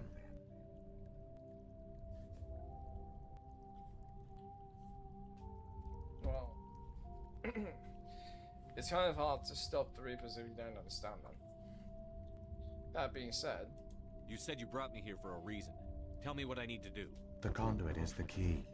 Before the Reapers attacked, we Protheans were on the cusp of unlocking the mysteries behind mass relay technology. Ilos was a top-secret facility. Here, researchers worked to create a small-scale version of a mass relay, one that linked directly to the Citadel, the hub of the relay network. Conduit's not a weapon. It's a backdoor onto the Citadel. That's right, the monument on the Presidium. It's not a statue, it's an actual relay. Wait, they didn't find you? How did you manage to stay hidden? All official records of our project were destroyed in the initial attack on the Citadel. While the Prothean Empire came crashing down, Ilos was spared. We severed all communication with the outside, and our facility went dark. The personnel retreated underground into these archives. To conserve resources, everyone was put into cryogenic stasis. I was programmed to monitor the facility and wake the staff when the danger had passed. But the genocide of an entire species is a long, slow process. Years passed, decades, centuries. The Reapers persisted, and my energy reserves were dwindling. So you just hid? You should have fought. We were a few hundred against a galactic invasion fleet. Our only hope was to remain undetected. I began to disable the life support of non-essential personnel. First support staff, then security. One by one, their pods were shut down to conserve energy. Eventually, only the stasis pods of the top scientists remained active. Even these were in danger of failing when the Reapers finally retreated back through the Citadel relay. There were hundreds of stasis pods out there. You just shut them down? You killed them? That's monstrous. You were programmed to protect them, not kill them. This outcome was not completely unforeseen. My actions were a result of contingency programming entered on my creation. I bet they didn't tell the non-essential staff about this contingency. I saved key personnel. When the Reapers retreated, the top researchers were still alive. My actions are the only reason any hope remains. When the researchers woke, they realized the Prothean species was doomed. There were only a dozen individuals left, far too few to sustain a viable population. Yet they vowed to find some way to stop the Reapers from returning. A way to break the cycle forever. And they knew the Keepers were the key. What about the conduit? I still don't understand what's going on here. Why is Saren trying to find the conduit? The conduit gives him access to the Citadel and the Keepers. The Keepers are controlled by the Citadel. Before each invasion, a signal is sent through the station compelling the Keepers to activate the Citadel relay. After decades of feverish study, the scientists discovered a way to alter this signal. Using the conduit, they gained access to the Citadel and made the modifications. This time, when Sovereign sent the signal to the Citadel, the Keepers ignored it. The Reapers are trapped in dark space. So they delayed the arrival of the Reapers. How can they come back? Saren must have some plan to undo everything you did. The one you call Saren will use the conduit to bypass the Citadel's defenses. Once inside, he will transfer control of the station to Sovereign. Sovereign will override the Citadel systems and manually open the relay, and the cycle of extinction will begin again. Can you help me? Is there any way we can stop them? There's a data file in my console. Take a copy when you go. When you reach the Citadel's master control unit, upload it to the station. It will corrupt the Citadel's security protocols and give you temporary control of the station. It might give you a chance against Sovereign. Wait, where's the Citadel's master control unit? I've never heard of anything like that. Through the conduit, follow Saren. He will lead you to your destination. If the Reapers are trapped in dark space, how did Sovereign get here? It is logical to assume the Reapers would leave one of their own behind after each extinction. A sentinel to pave the way for their inevitable return. Makes sense. Like those in dark space, Sovereign probably spent most of the last 50,000 years in a state of hibernation. Periodically, it would wake to analyze the situation. Keeping its existence hidden, it would evaluate the state of galactic civilization. And when the time was right, it would signal the Citadel and usher in the next Reaper invasion. But this time the signal failed. The Keepers did not respond. Sovereign's allies were trapped in the void. Alone, it was forced to try and discover what had gone wrong. So it probably makes sense that Sovereign sent the signal, found out that things weren't going the way they should have. And I'm starting to think that signal... Actually, I'll explain what I think later. Sovereign's the largest ship in the galaxy. Why all this secrecy? Why not just attack the Citadel? Sovereign is not invincible. Revealing its true nature would have united the forces of every organic species against it. Even a Reaper couldn't survive such odds. But the Reapers are patient. They will not rush into the unknown. Sovereign could have been planning this for centuries, moving deliberately, gathering allies. Slowly, it has assembled the pieces of the puzzle, working through agents to keep itself hidden. Saren is the most visible pawn of the Reapers, but I doubt he was the first. Now Sovereign has grown bold. Whether from confidence or desperation, I cannot say. But it is determined to reopen the portal to dark space. It could just be he's trying to correct an error in the equation. Because most machines think binarily, so...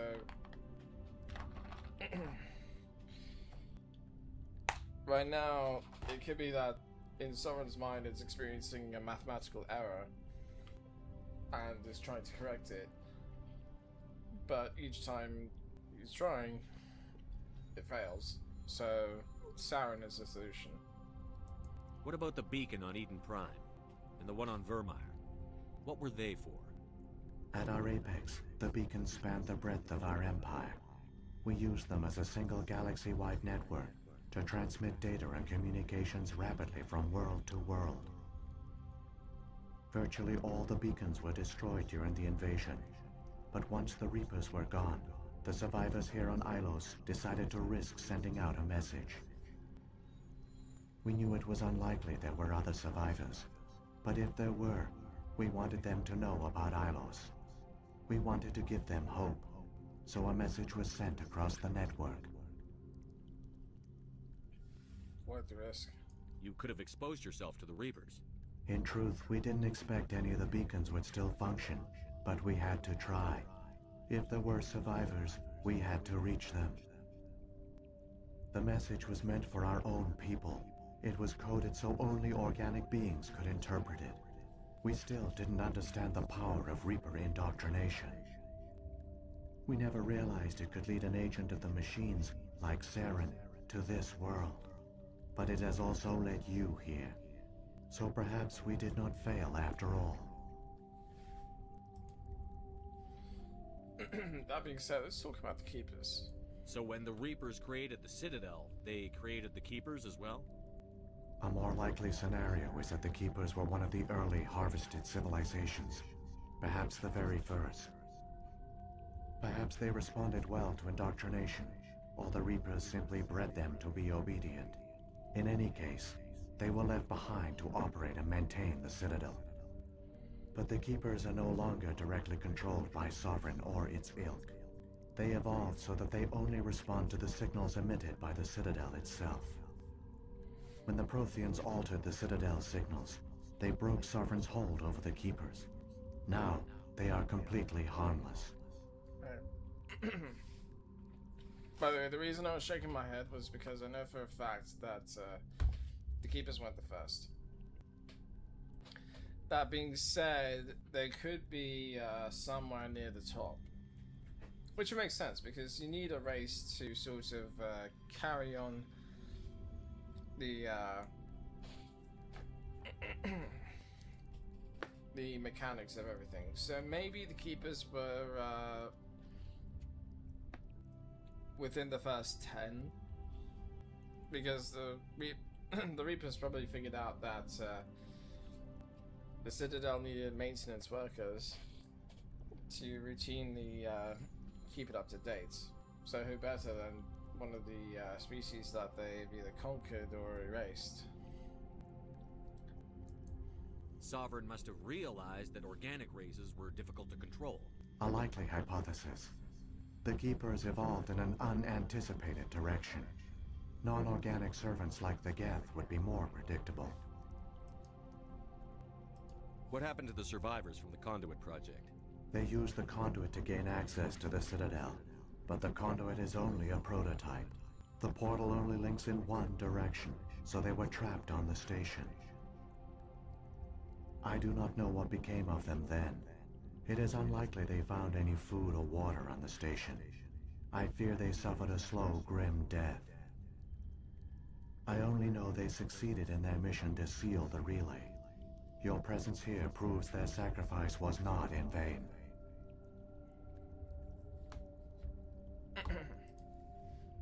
Okay, that's it. Saren's got enough of a head start.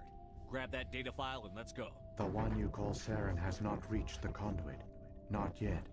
There is still hope if you hurry. No time to waste, we have to get moving.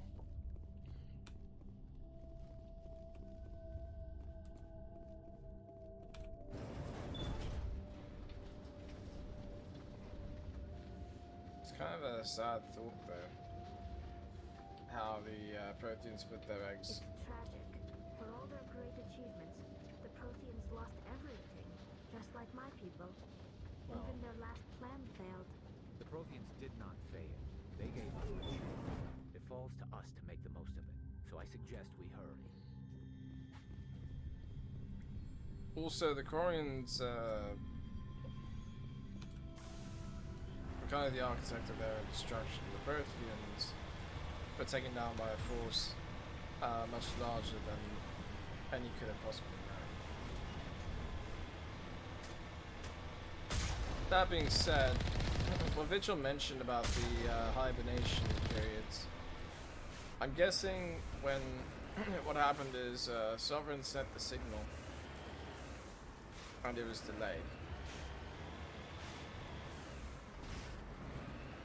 So probably the first time was unsuccessful. So I went into hibernation and then tried again. And one of those times, Saren must have heard it, found the signal, and decided to investigate. And that was how he met the sentient ship.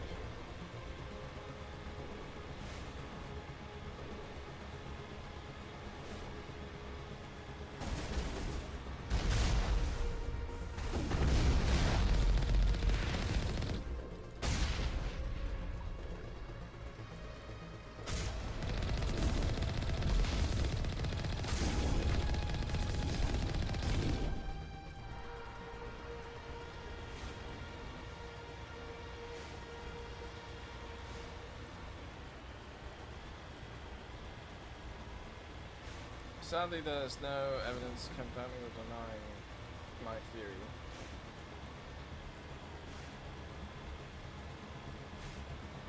But there is more to the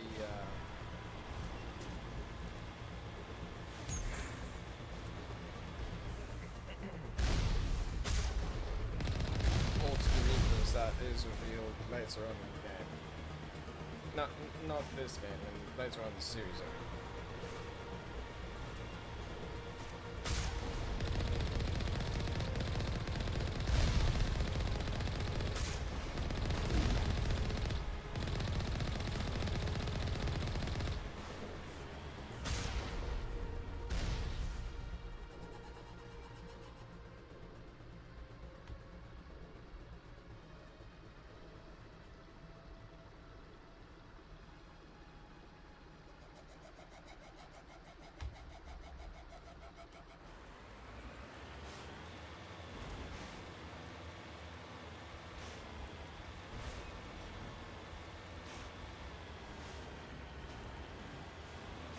Sorry, I'm also in a discussion with my dad. There! The conduit! It's incredible. We don't have time to admire the view. We have to get through that relay, and these Geth aren't gonna make it easy on us.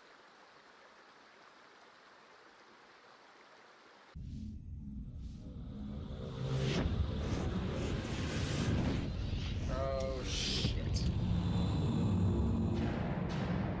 Yeah, keep in mind, Sovereign is massive, by the way.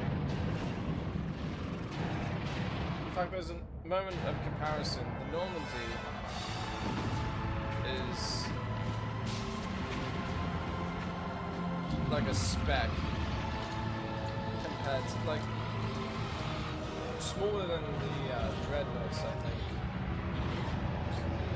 And you see how they are compared to...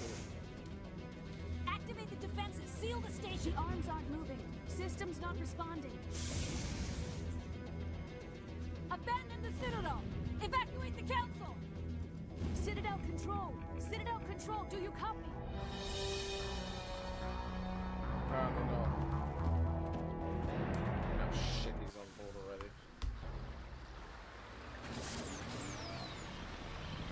Definitely no time to piss around. Got to get going.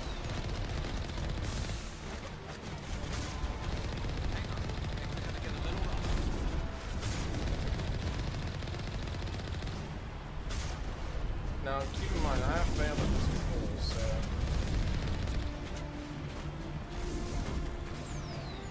I'm not going to waste time.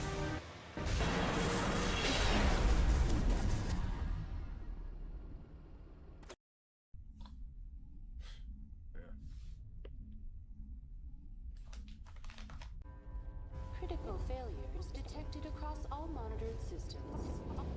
Please begin emergency evacuation procedure.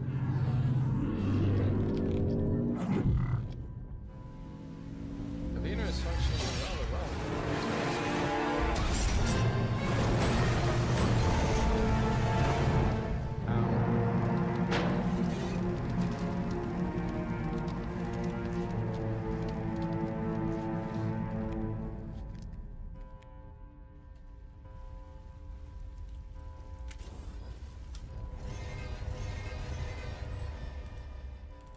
Oh shit, I'm out of grenades. Critical failures detected across emergency evacuation procedure. The Presidium is experiencing severe system malfunctions across the entire level. All non-emergency personnel must evacuate immediately. Status report. Give me a rundown of the damage. We have lost all primary power to the level. Environmental controls are not responding. Class 3 fires are burning in sectors 2, 3, 6, and 7. Civilian casualties are high. I am also detecting numerous unauthorized synthetic life forms throughout the station. They are believed to be hostile. Please approach with caution. What happened to the council? In accordance with standard emergency procedures, the council has been evacuated to the Destiny Ascension. Oh shit.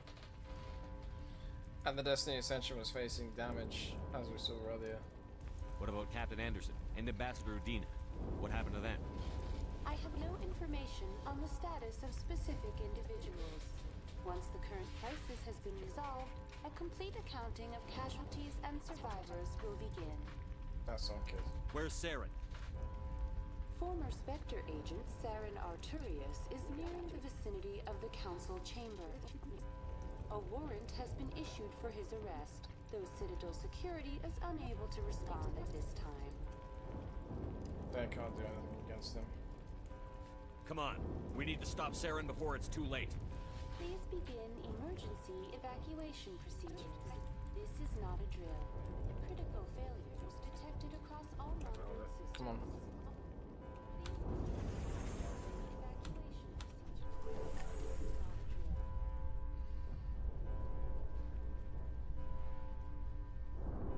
There's no point to me turning the camera, by the way.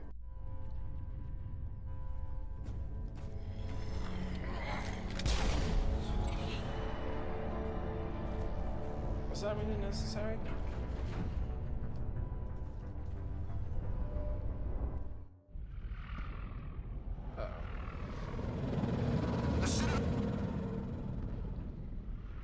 The arms are closing. Don't let the enemy ships inside the arms! Exactly, that's not happening.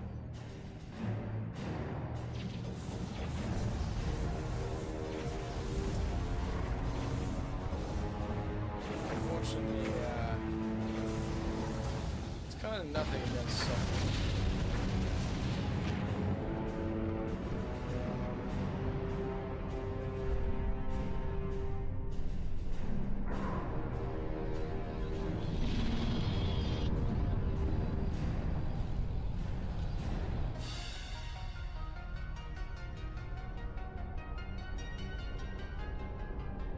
So that's weird, I hadn't seen the base mound before. But I mean like the other side of the ring.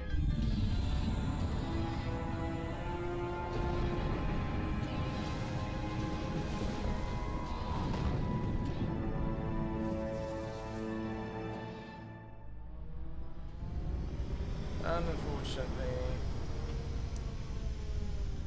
we don't make it up just yet. Saren's locked the elevator. Suit up! We're going outside!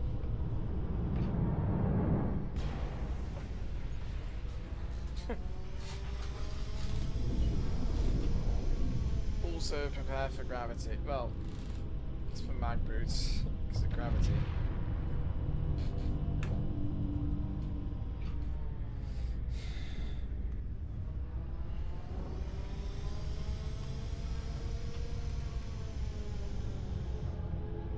That's where we're going. Now, what's funny is I hadn't paid attention to this part except for recently. We are moving towards a Reaper.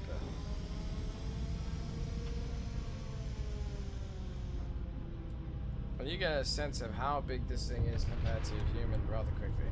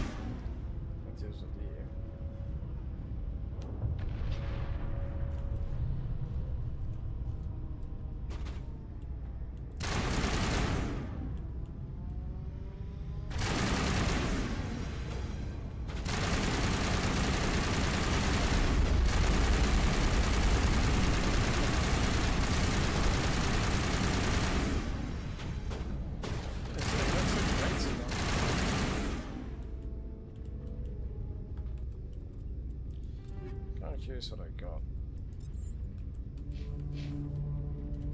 Alright.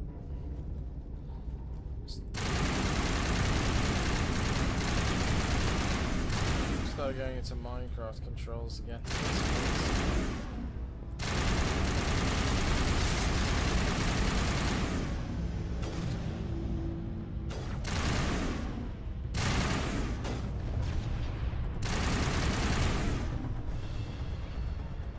So yeah, his leg is right there.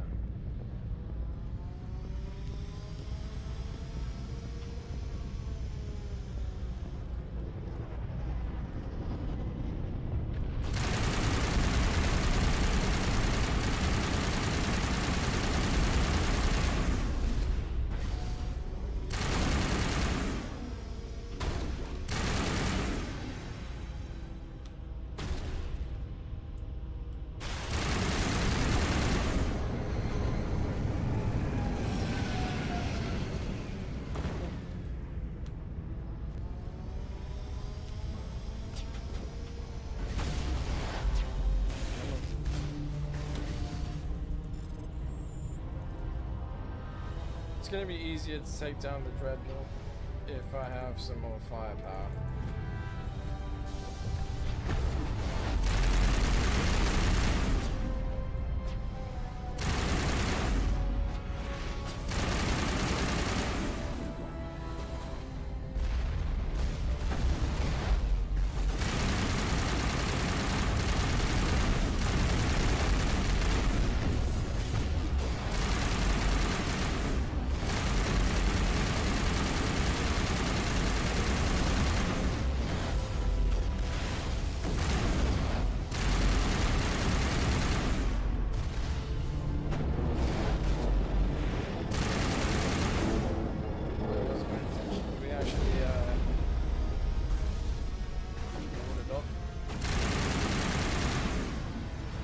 Drop the health bar all the way down.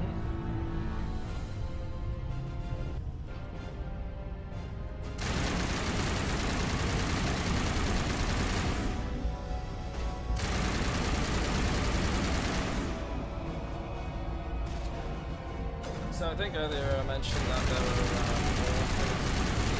more decisions to make in this game, but the truth is I was mistaken. It's actually 5. The last one's just at the moment.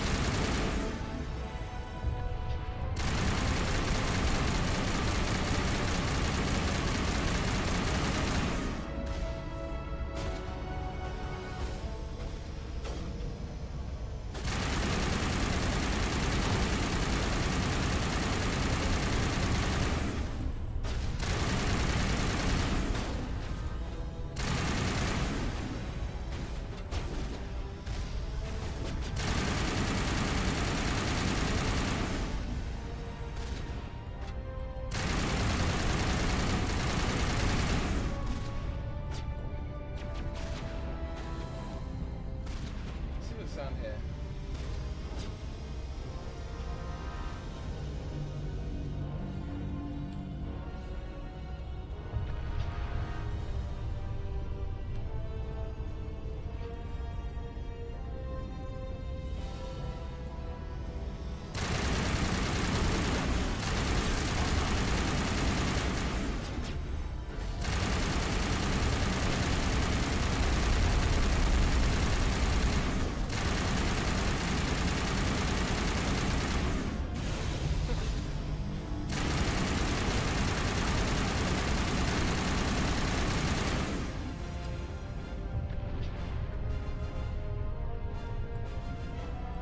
See, now we're right underneath the Reaper.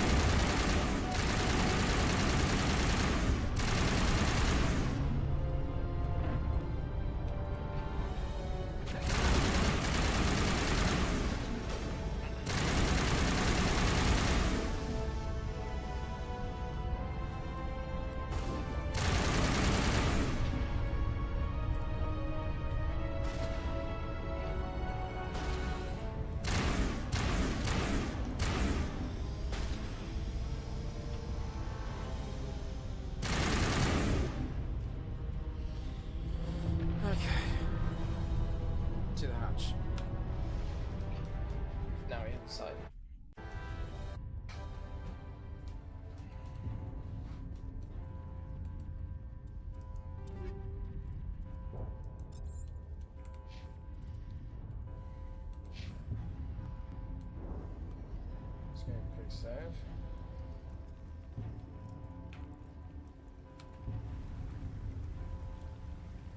Take cover!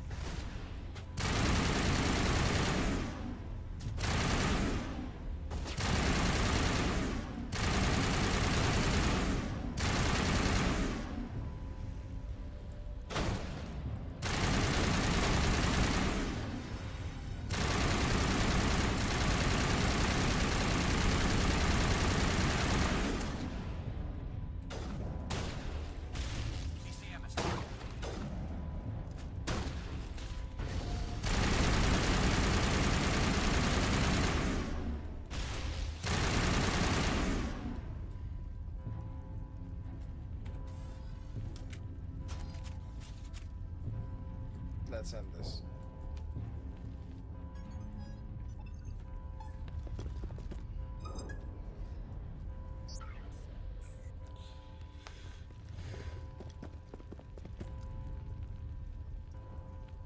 Yeah, he's not dead.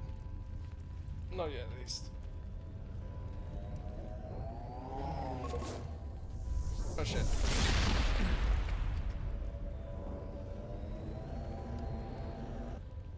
I was afraid you wouldn't make it in time, Shepard. In time? In time for what? The final confrontation. I think we both expected it would end like this. You've lost. You know that, don't you? In a few minutes, Sovereign will have full control of all the Citadel systems. The relay will open. The Reapers will return. I can stop them. I've still got a few tricks up my sleeve. You survived our encounter on Vermeer, but I've changed since then. Improved. Sovereign has upgraded me. What? You let Sovereign implant you? Are you insane? I suppose I should thank you, Shepard. After Vermeer, I couldn't stop thinking about what you said. About Sovereign manipulating me. About indoctrination. The doubts began to eat away at me. Sovereign sensed my hesitation. I was implanted to strengthen my resolve. Now my doubts are gone. I believe in Sovereign completely. I understand that the Reapers need organics. Join us, and Sovereign will find a place for you, too. You can already see the husk traits. So yeah, you're indoctrinated. Sovereign's controlling you through your implants. Don't you see that? The relationship is symbiotic. Organic and machine intertwined. A union of flesh and steel. The strengths of both, the weaknesses of neither. I am a vision of the future, Shepard. The evolution of all organic life. This is our destiny. Join Sovereign and experience a true rebirth. We can beat them. Sovereign hasn't won yet. I can stop it from taking control of the station. Step aside and the invasion will never happen. We can't stop it. Not forever. You saw the visions. You saw what happened to the Protheans. The Reapers are too powerful. Don't give in to them. Some part of you must still realize this is wrong. You can fight this. Maybe you're right. Maybe there is still a chance for the implants. Sovereign is too strong. I'm sorry. It is too late for me. That's not true. It's not over yet. You can still redeem yourself. Goodbye, Shepard. Thank you.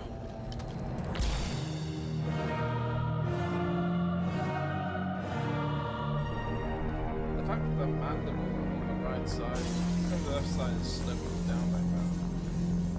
It's kind of stuff.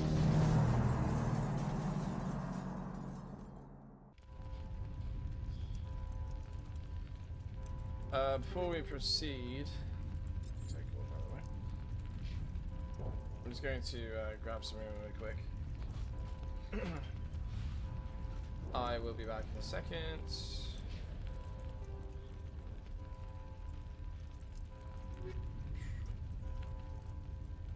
Update.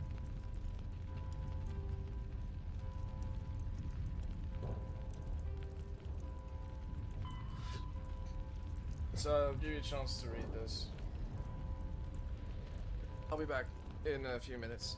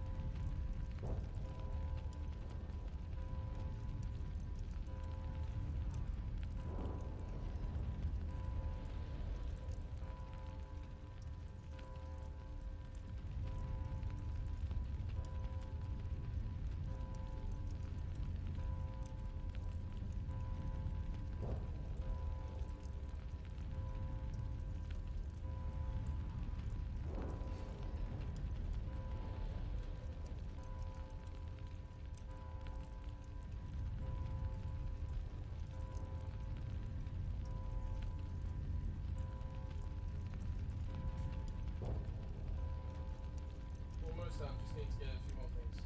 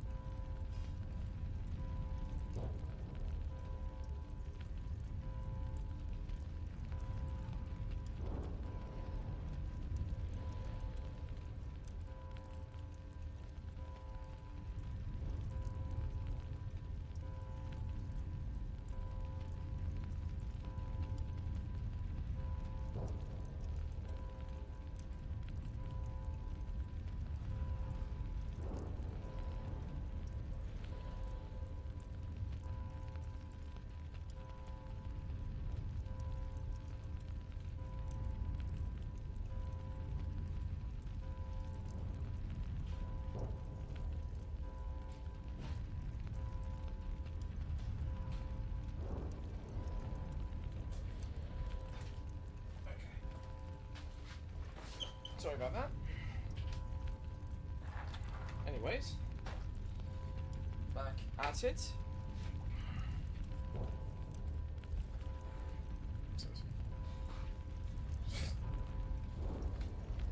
Let's set the trolls away. Ooh.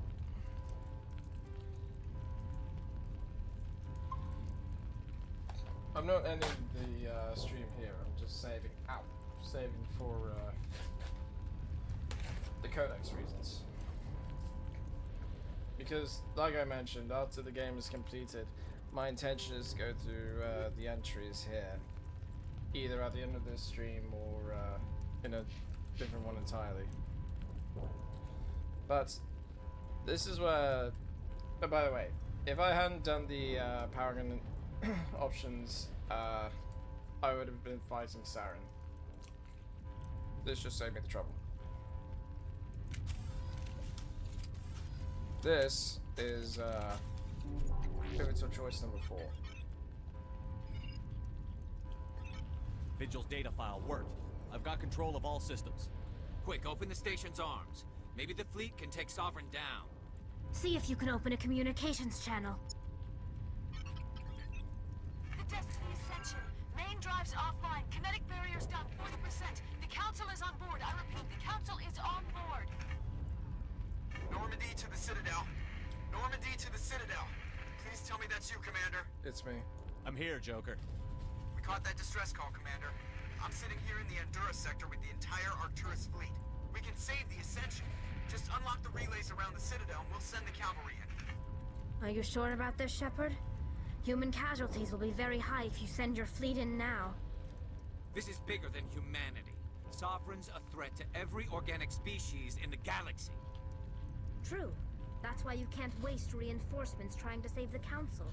You must hold them back until the Citadel arms open up and the human fleet can go after Sovereign. What's the order, Commander? Come in now to save the Ascension, or hold back? Now, it's better to save the Council, trust me. Annoying as they are, we still need them. Opening the relays now, Joker. We need to save the Ascension, no matter what the cost. I hope the Council appreciates this. So do I. Alliance ships, move in. Save the Destiny Ascension.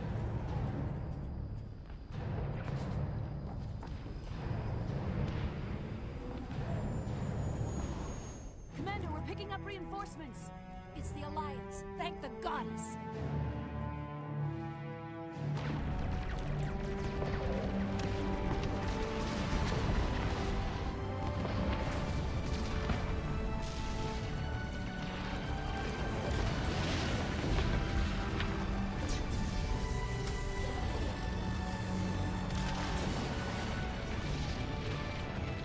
Destiny Ascension, you are all clear. Repeat, you are all clear. The Citadel's opening. All ships move in. Concentrate on Sovereign.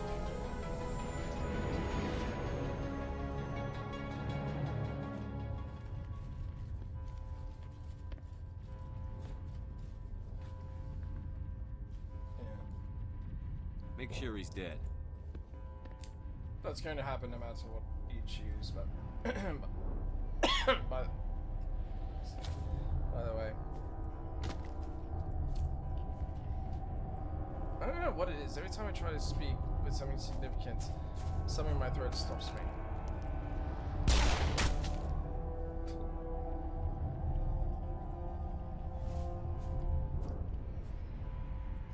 He's dead. Yes, but strike him down, he'll become more powerful than me. That's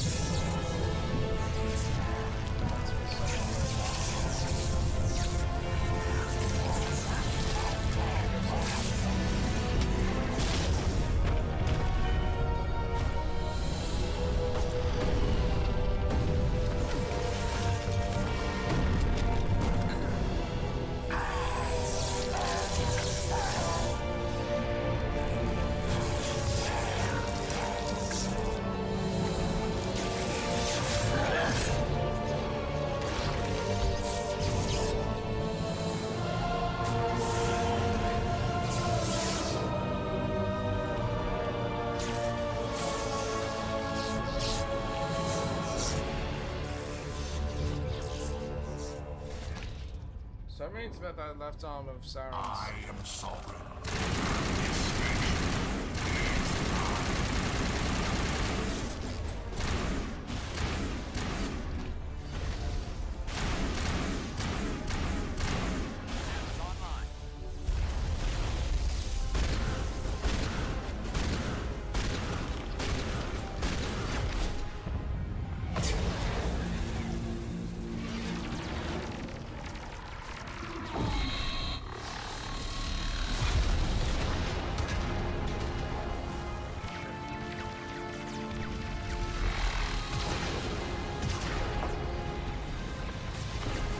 Sovereign's too strong. We have to pull back. Negative. This is our only chance. Take that monster down no matter what the cost.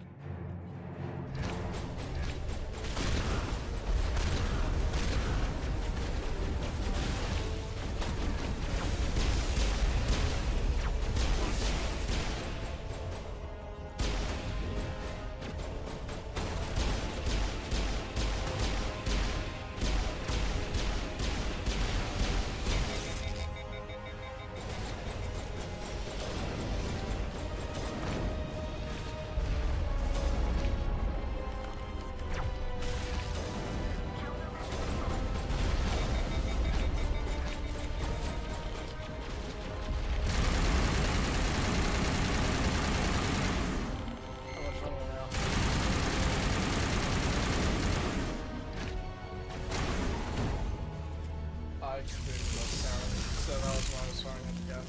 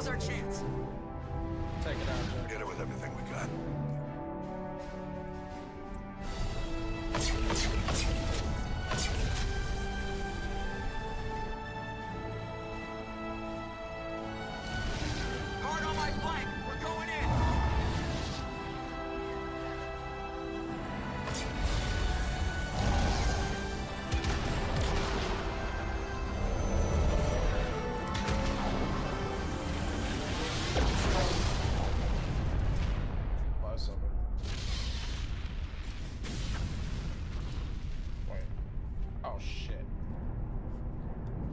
Go!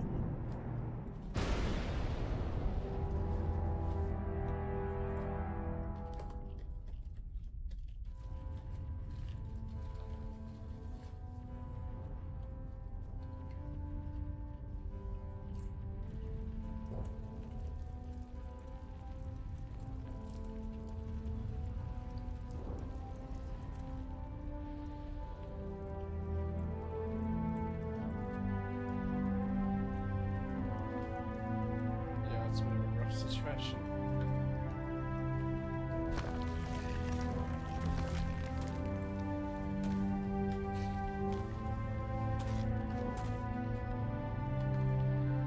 Captain Anderson, we found them. They're in here. Take it easy. It's over. You're safe now. Where's the commander? Further in the rubble.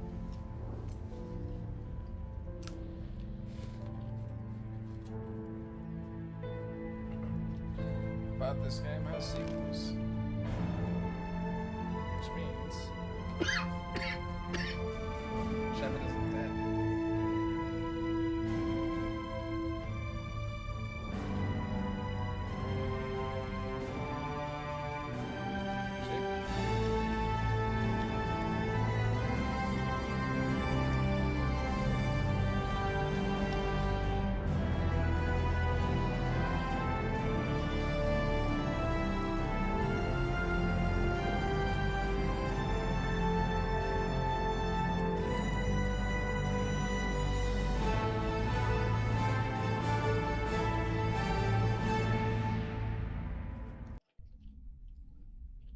And now we come to pivotal decision number 5. Ambassador, Captain, Commander Shepard. We have gathered here to recognize the enormous contributions of the Alliance forces in the war against Sovereign and the... Many humans lost their lives in the battle to save the Citadel. Brave and courageous soldiers who willingly gave their lives so that we, the Council, might live. There is no greater sacrifice, and we share your grief over the tragic loss of so many noble men and women. The Council also owes you a great personal debt, Commander, one we can never repay. You saved not just our lives, but the lives of billions from Sovereign and the Reapers. Commander Shepard, your heroic and selfless actions serve as a symbol of everything humanity and the Alliance stand for. And though we cannot bring back those valiant soldiers who gave their lives to save ours, we can honor their memories through our actions. Humanity has shown it is ready to stand as a defender and protector of the galaxy. You have proved you are worthy to join our ranks and serve beside us on the Citadel Council. Consular, on behalf of humanity and the Alliance, we thank you for this prestigious honor and humbly accept. We will need a list of potential candidates to fill humanity's seat on the Council. Given all that has happened, I am sure your recommendation will carry a great deal of weight, Commander. Do you support any particular candidate? Yeah, so now I get to choose who becomes the next counselor, the first counselor, between the two gentlemen next to me. But no, I think you know which one I'm going to choose. We need someone with the courage to stand up for what he believes in. Someone like Captain Anderson. Him? You must be joking. Anderson prefers to let his fists do the talking. Only with you, Ambassador. Only with you. Are you sure about this, Commander? The captain's a soldier, not a politician. That's the point. We've already got too many politicians on the Citadel. The captain would be perfect for this job. I think it's an inspired choice. The Council would welcome him with open arms, should he accept. I'm honored, Counselor. As humanity's representative, I'll do everything in my power to help the Council rebuild. Sovereign's defeat marks the beginning of a new era for both humanity and the Council. This isn't over yet.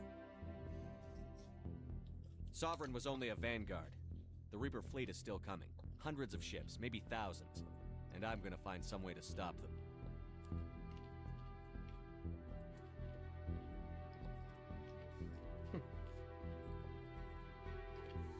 Shepard's right.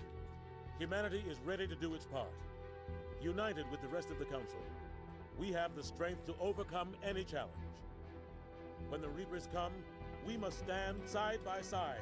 We must fight against them as one. And together, we will drive them back into dark space. Honestly, Anderson's a pretty fitting choice for a Citadel Counselor, because he's already had experience working with other aliens, and he was actually the first Spectre candidate for humans. Is Saren having shot?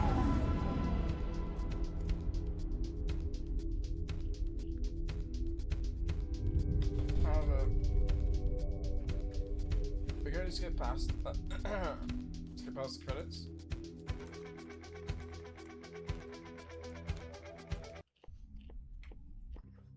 Only because they take too long, and while I do like to acknowledge it, I did say my goal was to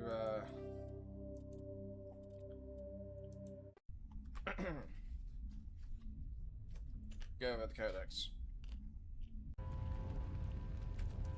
which is why I say it's here. So, we'll start with the primary. The Asari were the first species to discover the Citadel. When the Solarians arrived, it was the Asari who proposed the establishment of the Citadel Council to maintain peace throughout the galaxy. Since then, the Asari have served as the mediators and centrists of the Council. An all-female race, the Asari reproduce through a form of parthenogenesis. Probably should preface this. I have just understood that there are a lot of entries. So what I will do is I will give you time to read through each of the entries. We don't need the voice. So, for anyone who's reading, who's actually physically watching this, the entries are right there. The second species to join the Citadel, the Solarians, are warm-blooded amphibians with a hyperactive metabolism. Solarians think fast, talk fast, and move fast. To Solarians, other species seem sluggish and dull-witted. Unfortunately, their metabolic speed leaves them with a relatively short lifespan. Solarians over the age of 40 are a rarity. Roughly 1,200 years ago, the Turians were invited to join the Citadel Council to fulfill the role of galactic peacekeepers. The Turians have the largest fleet in Citadel space, and they make up the single largest portion of the Council's military forces. As their territory and influence... Now we're going to go over the extinct races. 50,000 years ago, the Protheans were the only spacefaring species in the galaxy. They vanished in a swift galactic extinction. Only the legacy of their empire remains. They are believed to have built the mass relays and the Citadel, which, though now extinct, the Rachni once threatened every species in Citadel space. Over 2,000 years ago, explorers foolishly opened a mass relay to a previously unknown system, and encountered something never seen before or since, a species of spacefaring insects guided by a hive mind intelligence. Unfortunately, the Rachni were not peaceful, and the galaxy was plunged into a I'm guessing these explorers were probably Solarians. Since they were the ones to uplift the Krogan. In the early 2160s, the Alliance began aggressive colonization of worlds in the Skyllian Verge, much to the dismay of the Batarians, who had been developing the region for several decades. In 2171, the Batarians petitioned the Council to declare the Verge a zone of Batarian interest. The Council refused, however, declaring unsettled worlds in the region open to human colonization. In protest, the Batarians closed their Citadel embassy and severed official diplomatic relations with the Council, effectively becoming a rogue state. Which I think was They instigated The Elcor are a Citadel species native to the high-gravity world Dakuna. They are massive creatures, standing on 4 muscular legs for increased stability. Elcor moves slowly, an evolved response to an environment where a fall can be lethal. This has colored their psychology, making them deliberate and conservative. Elcor's speech is ponderous and monotone. Among themselves, scent, slight movements, and subvocalized infrasound convey shades of meaning. The Geth are a humanoid race of networked AIs. They were created by the Quarians 300 years ago as tools of labor and war. When the Geth showed signs of self-evolution, the Quarians attempted to exterminate them. The Geth won the resulting war. The Hanar are a Citadel species known for excessive politeness. They speak with scrupulous precision and take offense at improper language. Hanar that expect to deal with other species take special courses to help them unlearn their tendency to take offense at improper speech. Wow. When the Asari discovered the Citadel, they also discovered the Keepers, a docile, multi-limbed insect race that seemingly exists only to maintain and repair the Great Prothean Station. Early attempts to communicate with or study the Keepers were failures, and it is now illegal to interfere with or impede Keeper activity. The Krogan evolved in a hostile and vicious environment. Until the invention of gunpowder weapons, eaten by predators was still the #1 cause of Krogan fatalities. Afterwards, it was death by gunshot. When the Solarians discovered them, the Krogan were a brutal, primitive species, struggling to survive a self-inflicted nuclear winter. The Solarians culturally uplifted them, teaching them to use and build modern technology, so they could serve as soldiers in the Rachni War. Liberated from the harsh conditions of their homeworld, the quick-breeding Krogan experienced an unprecedented population explosion. Driven from their home system by the Geth nearly 3 centuries ago, most Quarians now live aboard the Migrant Fleet, a flotilla of 50,000 vessels ranging in size from passenger shuttles to mobile space stations. Home to 17 million Quarians, the flotilla understandably has scarce resources. The Volus are a member species of the Citadel with their own embassy, but they are also a client race of the Turians. Centuries ago, they were voluntarily absorbed into the hierarchy, effectively trading their mercantile prowess for Turian military protection. Erun... That I had no idea. I had no idea about. After the Geth secure a location, they round up and impale dead and living bodies on mechanical spikes. The spikes rapidly transform these victims into withered husks, extracting water and trace minerals, and replacing them with cybernetics. The cybernetics reanimate the lifeless flesh and tissue, transforming the bodies into mindless killing machines. Thresher maws are subterranean carnivores that spend their entire lives eating, or searching for something to eat. Threshers reproduce via spores that can lie dormant for millennia, yet are robust enough to survive prolonged periods in deep space and atmospheric re-entry. As a result, thresher spores appear on many worlds, spread by previous generations of space travelers. The body of a thresher never entirely leaves the ground. Only the head and tentacles erupt from the earth to attack. Varan are omnivores, with a preference for living prey. Originally native to the Krogan homeworld of Tuchanka, they are, like most life from Tuchanka, savage, clannish, and consummate survivors. They are pack hunters when vulnerable prey is readily available, and become scavengers when outnumbered or outclassed. Okay, so I had no idea that was why the Thresher Maws were able to survive in hostile worlds, or that they reproduce like that. The Citadel is an ancient deep space station, presumably constructed by the Protheans. Since the Prothean extinction, numerous species have come to call the Citadel home. It serves as the political, cultural, and financial capital of the galactic community. To represent their interests, most species maintain embassies on the Presidium, the Citadel's inner ring. The Council is an executive committee composed of representatives from the Asari Republics, the Turian hierarchy, and the Solarian Union. Though they have no official power over the independent governments of other species, the Council's decisions carry great weight throughout the galaxy. No single Council race is strong enough to defy the other two, and all have a vested interest in compromise and cooperation. Citadel space is an unofficial term referring to any region of space controlled by a species that acknowledges the authority of the Citadel Council. At first glance, it appears this territory encompasses most of the galaxy. In reality, however, less than 1% of the stars have been explored. Even Mass Effect FTL drive is slow relative to the volume of the galaxy. Empty space and systems without suitable drive discharge sites are barriers to exploration. Spectres are agents from the Office of Special Tactics and Reconnaissance, and answer only to the Citadel Council.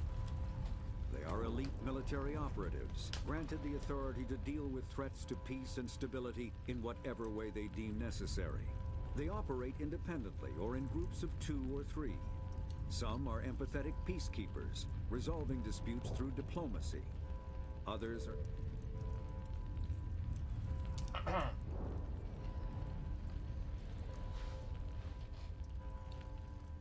So as funny as I know the Stellarians have a title for their head leader, and the Tarians have one for theirs as well.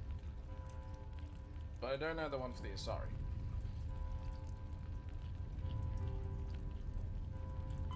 The home world and capital of humanity is entering a new golden age. The resource wealth of a dozen settled colonies and 100 industrial outposts flows back to Earth, fueling great works of industry, commerce, and art. The great cities are greening, as arcology skyscrapers and telecommuting allow more efficient use of land. Earth is still divided among nation-states, though all are affiliated beneath the overarching banner of the Systems Alliance. While every human enjoys a longer and better life than ever, the gap between rich and poor widens daily. Advanced nations have eliminated most genetic disease and pollution. Less fortunate regions have not progressed beyond 20th century technology and are often smog-choked, overpopulated slums. Sea levels have risen 2 meters in the last 200 years, and violent weather is common due to environmental damage inflicted during the late 21st century. The past few decades, however, have seen significant improvement due to recent technological advances. Humanity's first contact with an alien race occurred in 2157. At that time, the Alliance allowed survey fleets to activate any dormant mass relays discovered, a practice considered dangerous and irresponsible by Council-aligned races. When a Turian patrol discovered a human fleet attempting to activate a relay, they attacked. One human vessel survived, retreating to the colony of Shanxi. The Systems Alliance is an independent supranational government representing the interests of humanity as a whole. The Alliance is responsible for the governance and defense of all extrasolar colonies and stations. The Alliance grew out of the various national space programs as a matter of practicality. Sol's planets had been explored and exploited through piecemeal national efforts. The expense of colonizing entire new solar systems could not be met by any one country. With humans knowing that alien contact was inevitable, there was enough political will to jointly fund an international effort.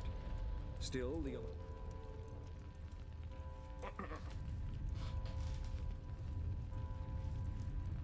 That being said, there have been defectors. Pharos is a habitable world in the Attican Beta Cluster. 2/3 of the habitable surface is covered with the ruins of a crumbling Prothean megatropolis. In the millennia since the Prothean extinction, the ruins have been repeatedly picked over by looters many times. Pharos was considered a poor prospect for colonization, as little open ground remains for agriculture. The only sizable freshwater sources are the poles, which are tapped by the decaying Prothean aqueduct systems. Like the ancient human city of Troy, Ilos is a world known only through second-hand sources. References to Ilos have been found at several other Prothean ruins, though direct study of the world is unlikely to occur. Ilos lies in a remote area of the Terminus systems, only accessible by the legendary Mu Relay. Noveria is a cool, rocky world with most of its hydrosphere locked up in massive glaciers. A privately chartered colony world, the planet is owned by the Noveria Development Corporation Holding Company. The NDC is funded by investment capital from 24 high-technology development firms and administrated by an executive board representing their interests. Vermeer is a lush world located on the frontier of the Attican Traverse.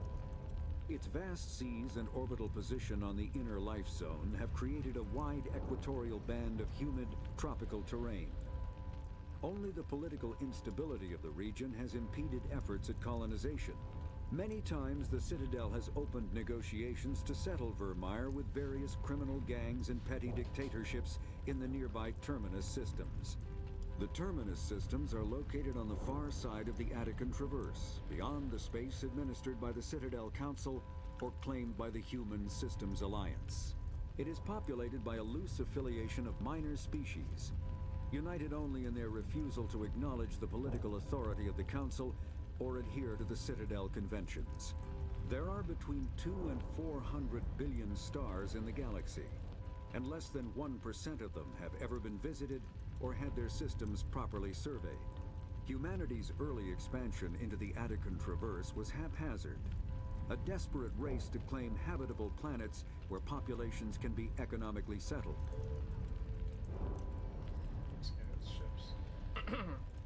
Faster-than-light drives use element zero cores to reduce the mass of the ship, allowing higher rates of acceleration.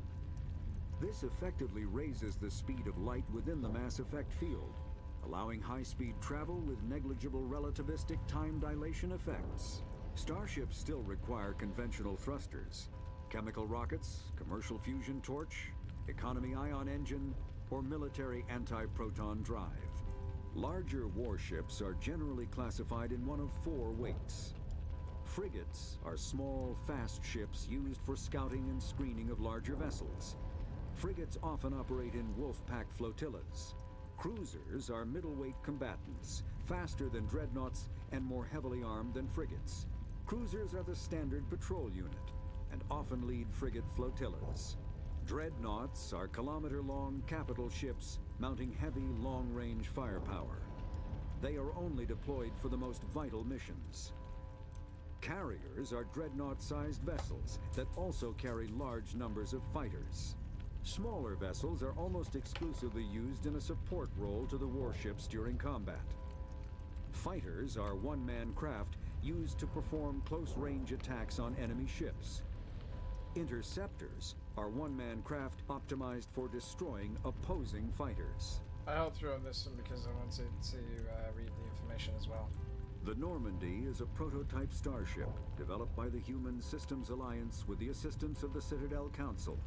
It is optimized for scouting and reconnaissance missions in unstable regions using state-of-the-art stealth technology. For most ships, the heat generated through standard operations is easily detectable against the absolute zero background of space. The Normandy, however, is able to temporarily sink this heat within the hull. Sovereign is the flagship of the rogue Spectre's Saren. An enormous dreadnought larger than any other ship in any known fleet, it is crewed with both Geth and Krogan. At 2 kilometers long, its spinal-mounted main gun is likely capable of penetrating another dreadnought's kinetic barriers with a single shot. How Saren acquired this incredible warship is unknown. Ship mobility dominates space combat. The primary objective is to align the mass accelerator along the bow with the opposing vessel's broadside. Battles typically play out as artillery duels, fought at ranges measured in thousands of kilometers, though assaults through defended mass relays often occur at knife fight ranges, as close as a few dozen kilometers. The Mako infantry fighting vehicle was designed for the System Alliance's frigates. Though the interior is cramped, an M35 is small enough to be carried in the cargo bay and easily deployed on virtually any world. With its turreted 155mm mass accelerator and coaxially mounted machine gun, the Mako can provide a fire team with weapon support as well as mobility. Yeah.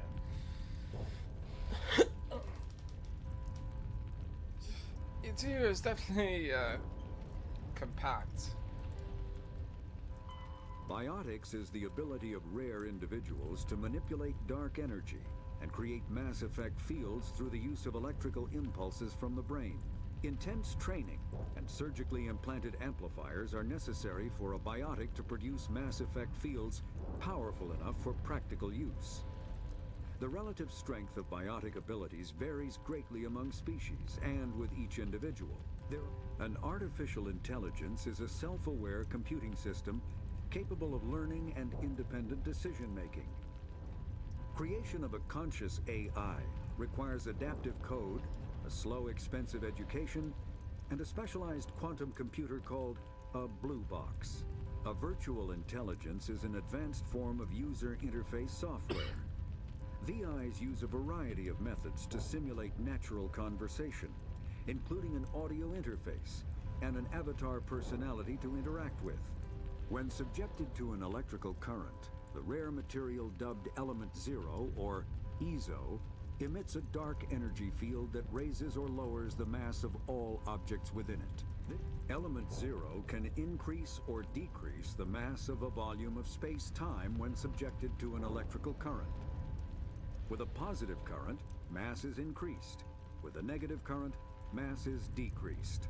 Mass relays are feats of Prothean engineering advanced far beyond the technology of any living species. They are enormous structures scattered throughout the stars and can create corridors of virtually mass-free space, allowing instantaneous transit between locations separated by years or even centuries of travel using conventional FTL drives.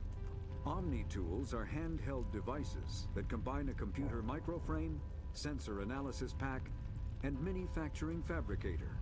Versatile and reliable, an Omni-tool can be used to analyze and adjust the functionality of most standard equipment, including weapons and armor, from a distance. Speaking of weapons and armor, combat hard suits use a dual-layer system to protect the wearer. The inner layer consists of fabric armor with kinetic padding. Areas that don't need to be flexible, such as the chest or shins, are reinforced with sheets of lightweight, ablative ceramic. The kinetic barriers, more commonly called shields, provide protection against most mass accelerator weapons. Whether on a starship or a soldier's suit of armor, the basic principle remains the same. A mass accelerator propels a solid metal slug using precisely controlled electromagnetic attraction and repulsion. The slug is designed to squash or shatter on impact, increasing the energy it transfers to the target. If this were not the case, it would simply punch a hole right through, doing minimal damage. Medigel is a common medicinal salve used by paramedics, EMTs, and military personnel. It combines several useful applications: a local anesthetic, disinfectant, and clotting agent all in one. All modern infantry weapons, from pistols to assault rifles, use micro-scaled mass accelerator technology. Projectiles consist of tiny metal slugs suspended within a mass-reducing field, accelerated by magnetic force to speeds that inflict kinetic damage. So that's the primary, so that's all that he's going to talk through.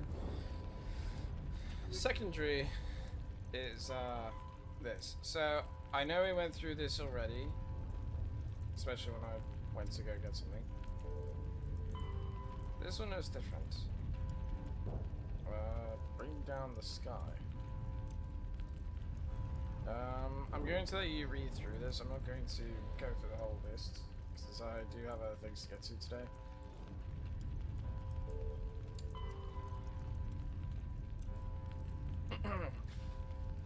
That being said, I am going to give you the chance to pause and read through it by moving the cursor away from the text itself, because it kind of limits the chances.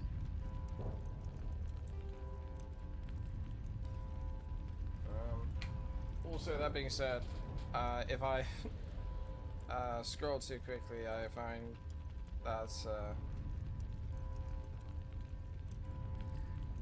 you know, it's harder to find out where to pause.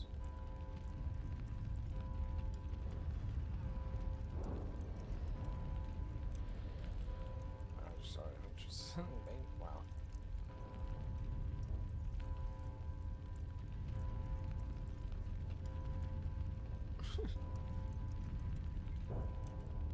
Yeah, they are a formidable force. As probably Turing saying puts it, the Asari are the finest warriors in the galaxy. Fortunately, there are not many of them.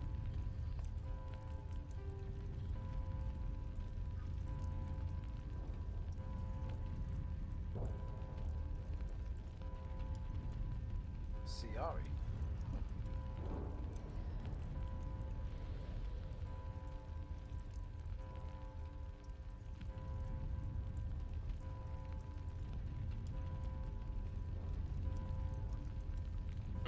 Yeah, this I knew about the goddess of fame. Which, funnily enough, you actually do get more in depth on this in the third game.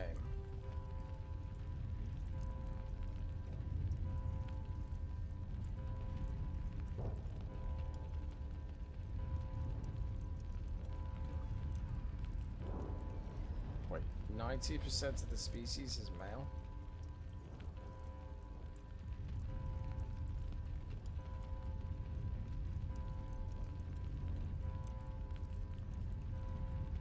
All but a fraction of being fertile. Ah. I'm guessing that's done out of fear of overpopulation.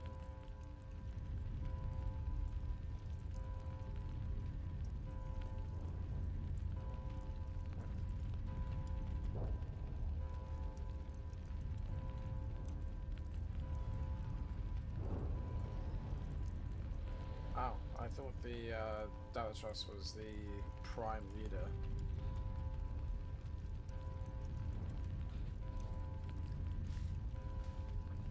But apparently I was wrong.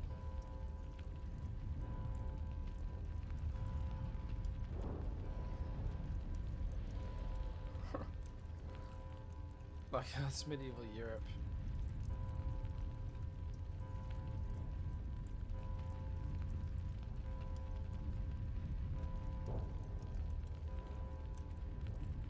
Is this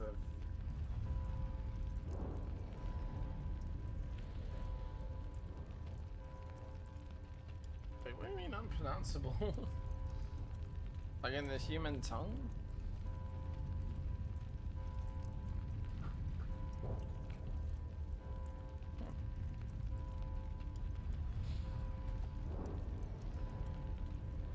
So it's like the Stellarians are a monarchy.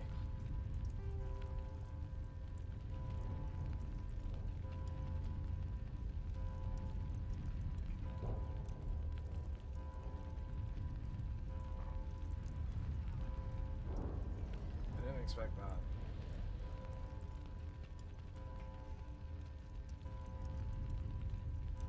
Wait, the League of One.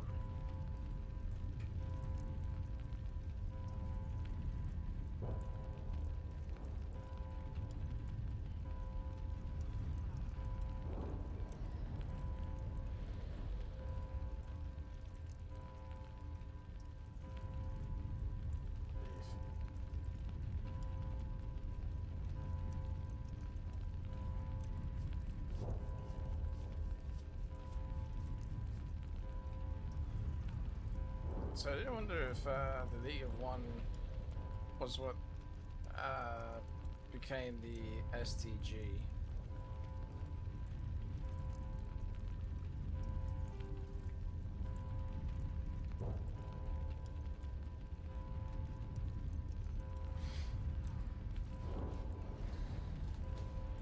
So I believe I mentioned this before, with the council, it was kind of interesting to think about it because it had each category, like, for the classes within the council itself. So with the Asari, they had the biotics.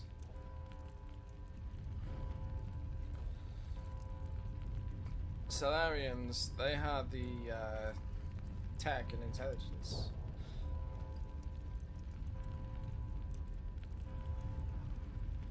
And the Turians, they have the combat. Like, they're the brute force.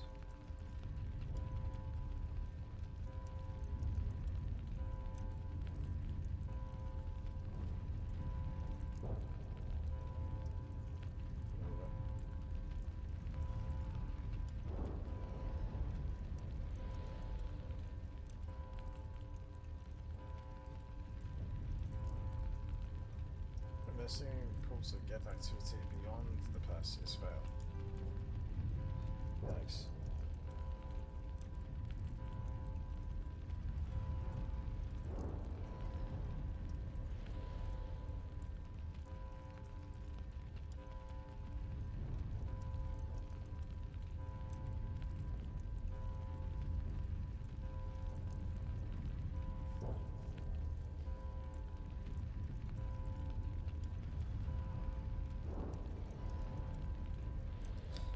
Yeah, so Turians, they have a different diet compared to the rest of the galaxy.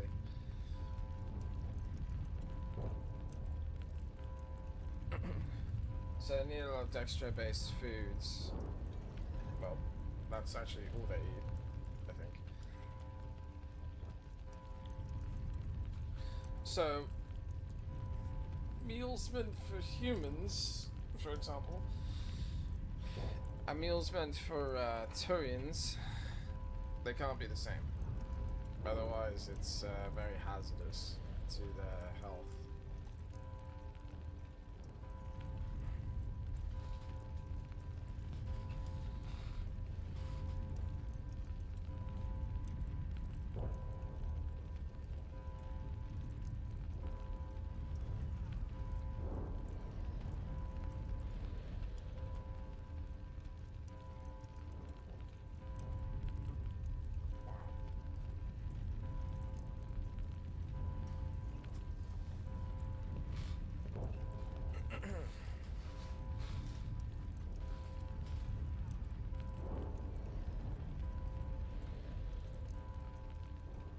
So of course we also have the different ways of growing up, because, you know, with the Asari Republic being what it is. Okay. Then you have Salarians, which are more, well, as mentioned, like nobles. The Turian is more military. So even though civilian life is, not quite as civilian.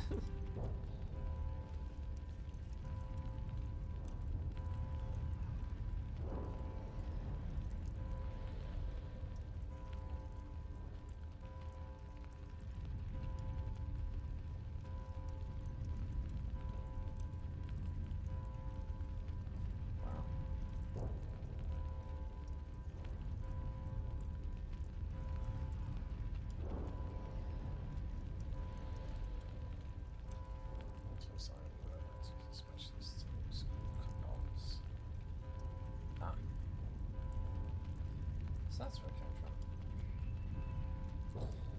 This one I already knew because of Mass Effect 3.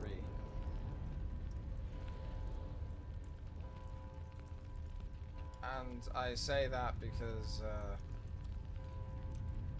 of the Mass Effect 3 multiplayer, which is the only one that it had, well, except for Andromeda, but I'm only talking about the trilogy.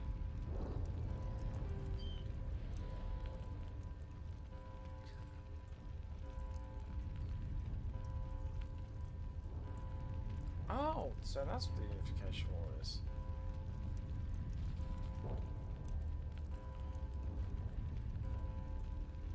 Huh.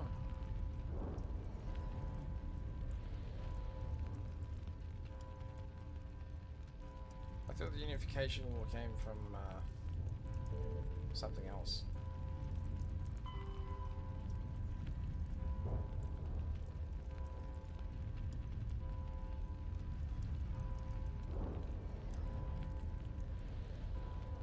I think so. Wait, the Normandy's a frigate? Oh, shit, I suppose.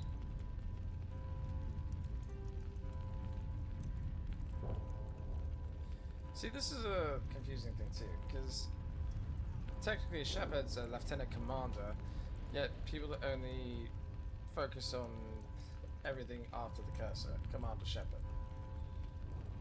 Which I know technically can be the same thing, but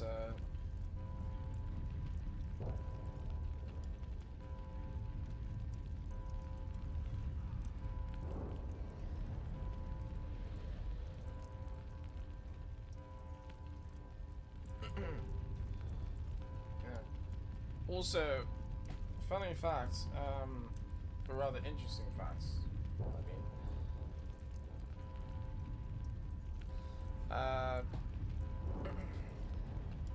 Commander Shepard is part of the Special Tactics and Reconnaissance Group, Spectres, which means, in this game at least, now that he's a part of that, he's not actually within the Alliance military. In fact, he's a higher rank, I guess, because the Alliance does follow the Council rules. Yeah, because they have an embassy. So they've accepted the Council's doctrine, I think is the terminology. And as such, also answer to the Council on other matters.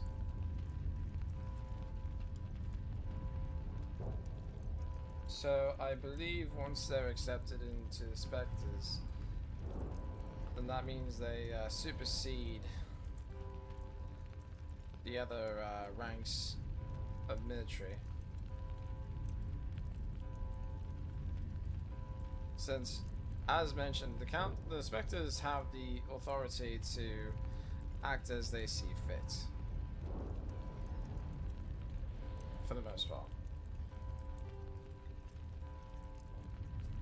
As you can see with Saren, he broke this this rule,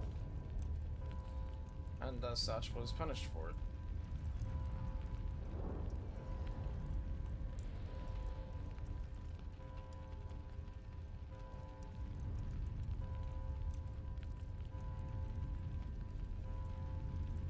Okay, can I be paralyzed?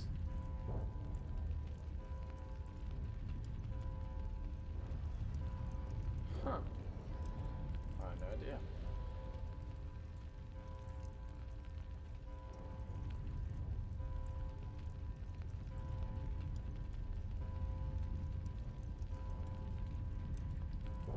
Wow.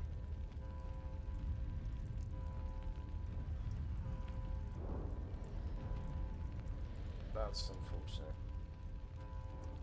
Especially with the diminishing there. Sadly, the genophage existed, which is tragic. And yes, I know I did take part in destroying the facility that made a cure for the genophage.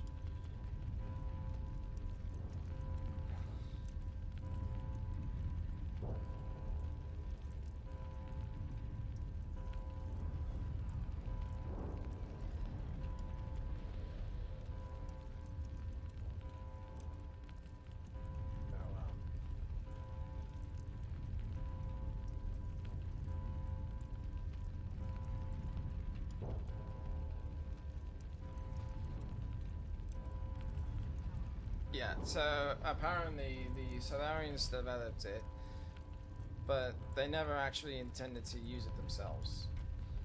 The Turians had no such reservations.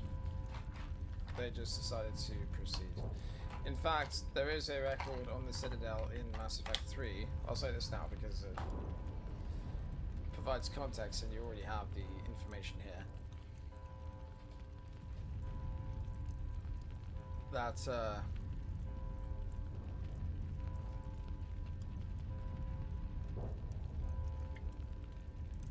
apparently the Solarian scientist that was with the Turian commander. Sorry, you were there the whole time.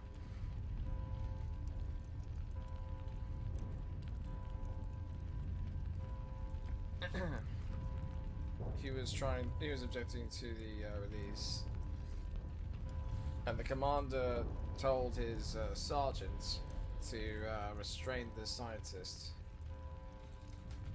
But when the sergeant voiced concerns of his own, the commander turned to his second and ordered that man restrained as well, and just decided to release the genophage himself.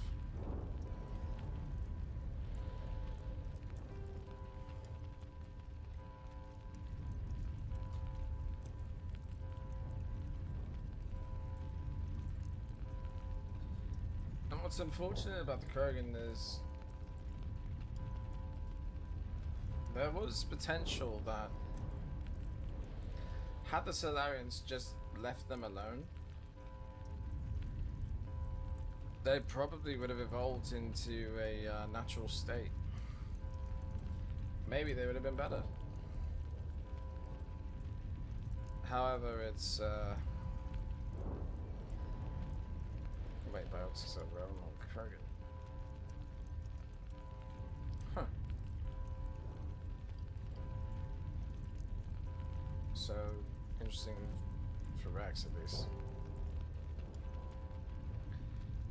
Like I was saying, if the Solarians had left the Krogan alone, there could have been a chance that they evolved just like every other species, growing past their basic violent instincts, and potentially becoming productive members of society, rather than just mercenaries hoping to shoot at anything that moves or looks at it funny.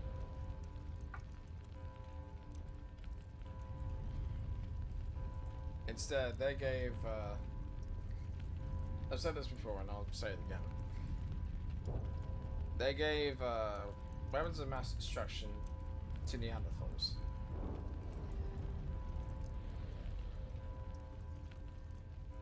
Which was highly dangerous.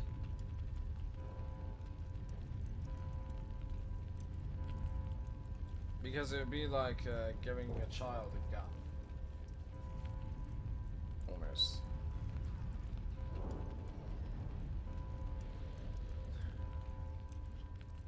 Because the child may potentially think it's a toy and just, you know, point it around to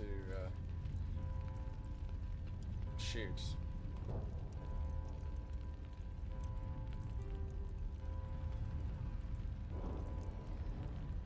Which there was actually an episode of an emergency TV show. I don't remember which one, but he was playing around with a gun, and because he was playing around with it, he ended up shooting his own mum, and I think his mum died.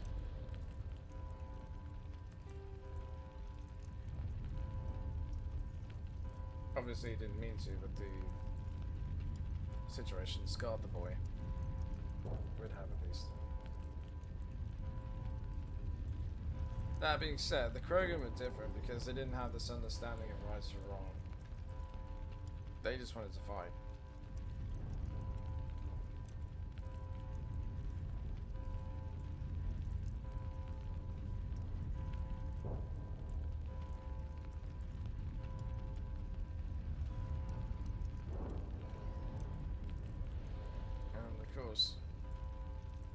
They also wanted to expand. Maybe some wanted the same treatment as everyone else, but sadly they didn't get that.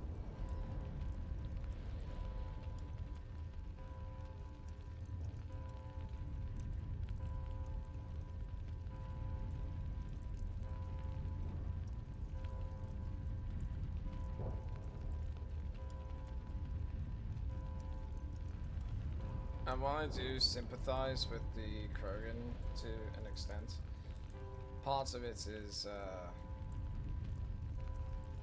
situation of their own making.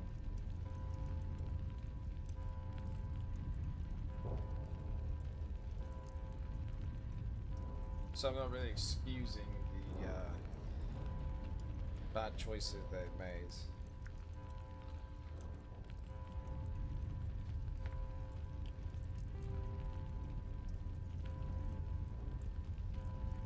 That being said, you know, I have thoughts of, you know, like, what if there was ever to be a Mass Effect 4, not Andromeda, following this timeline? Like, what would it be like? Especially as far as the Council is concerned.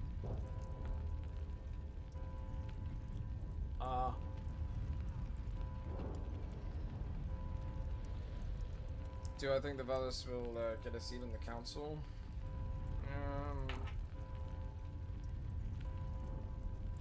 It might eventually become a negotiation, but the problem is the Velis are not exactly a race with a strong military.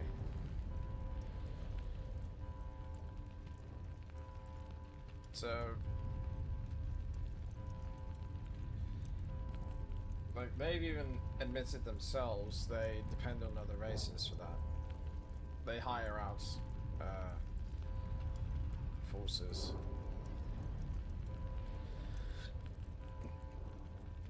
It's hard to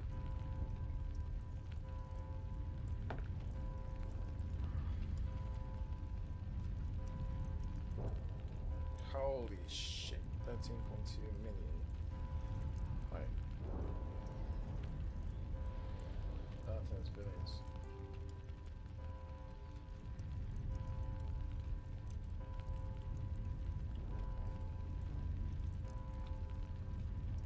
But there are other races that I wish were introduced into this game.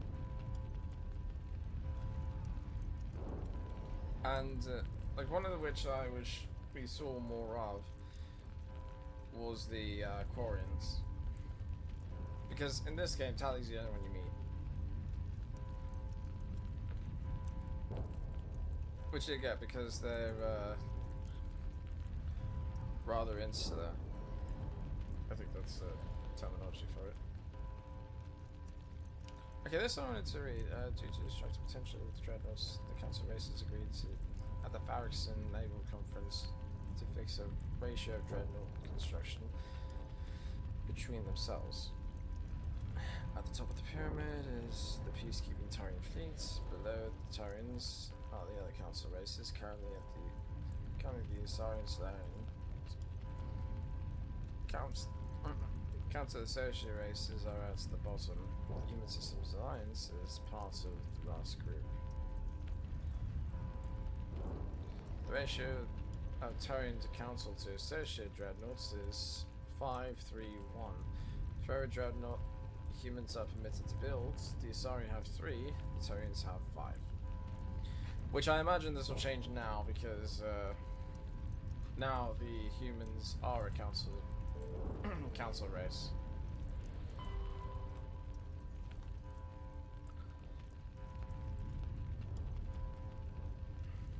So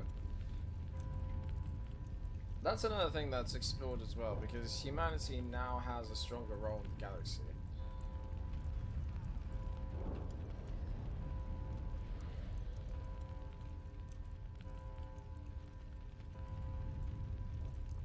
As for, again, what I mentioned before, what happens later on, like,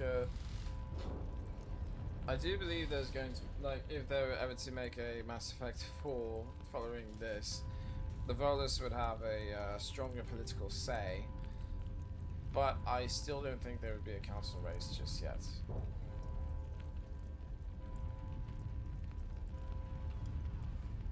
But I do believe that other races do become council associates that aren't.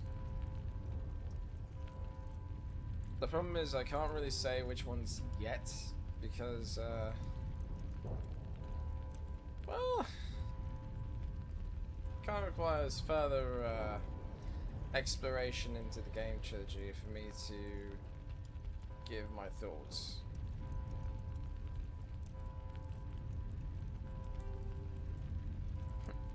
Ashore, away, aye, ASAP, or ASAP, yeah.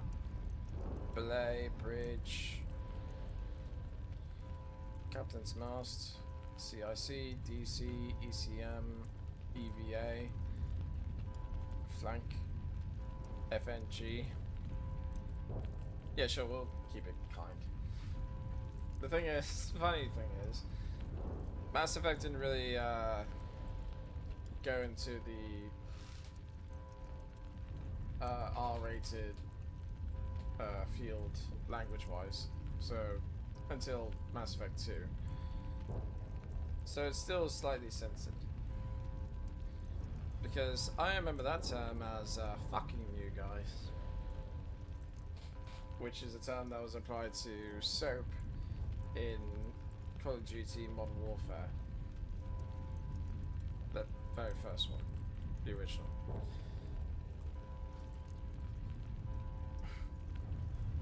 Which, you know, feels slightly unfair because he was actually ground side, helmsman, radar, shore party, silence running, sit rep, spacer, XO. Because he was, you know, sergeant.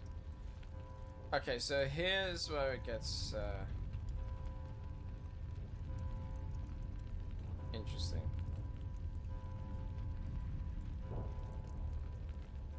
So, these are the ranks.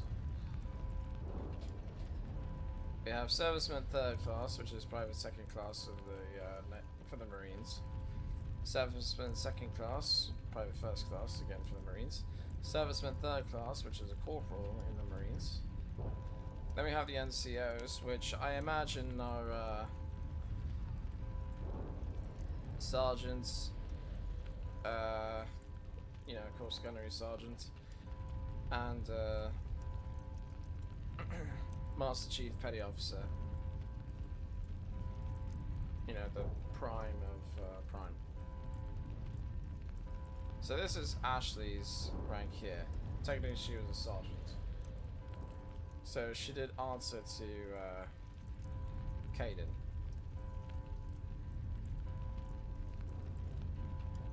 But as for officers, clearly it follows the naval rankings, well, as it seems. Because you have second lieutenants, first lieutenants, staff lieutenant, which, if it was the Navy,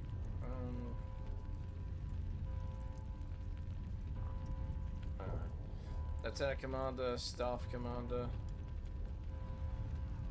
I'm surprised he didn't, like, Shepard didn't have this, you know? I mean, captain, which is the same as major. Rear admiral / general, admiral, fleet admiral. They are missing quite a few ranks. Like, where's colonel? Also, shouldn't ensign be in here somewhere?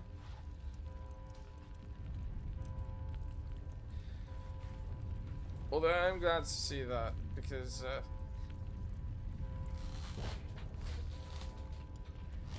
well,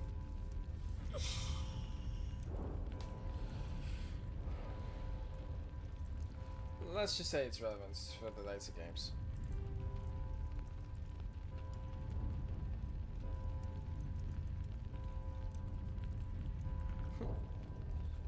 Nice. Military vocational code systems. Okay.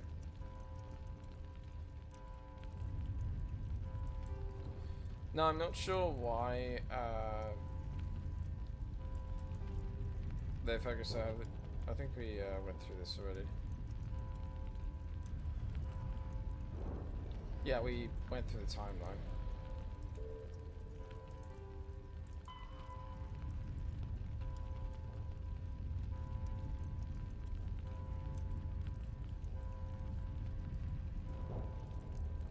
Now I had no idea, you know, why Gagarin was used as a name until I watched the series Chernobyl, and there's a brief mention of Yuri Gagarin, who, as I believe I mentioned, was a cosmonaut. So, yeah.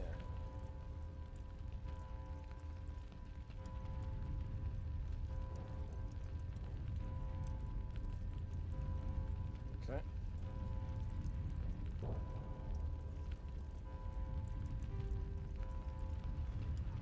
Which, by the way, was a great series, Chernobyl. If you haven't seen it, I do recommend it. It's depressing, yes, but also informative. But maybe it's just maybe I'm kind of biased because I do enjoy learning history, even if it's not so pleasant history. I don't know, I think I get that from my dad because he's also interested in that sort of thing.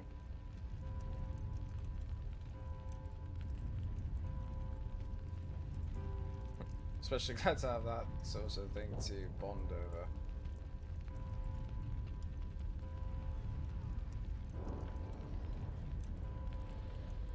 Hey.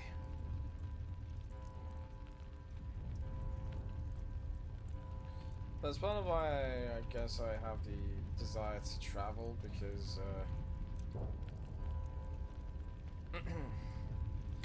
you know, I don't just want to travel to see the other locations because they're beautiful. I also want to travel to see the other places and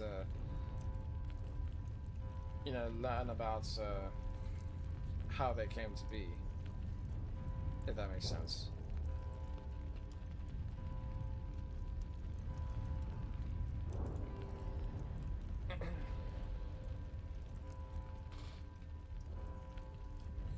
Especially some of those civilizations don't really exist anymore.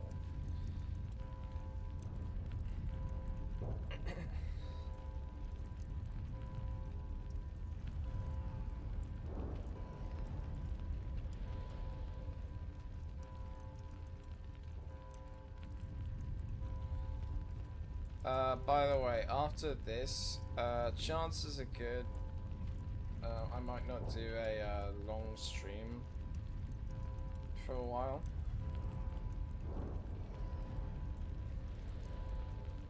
Mostly because every time I do a long stream I start to feel really tired. And last time I did it, which was last night actually. Well, last night for me. I ended up feeling sore and getting a headache. So I'm going to take it easy with the amount of time I'm allotting to each of these.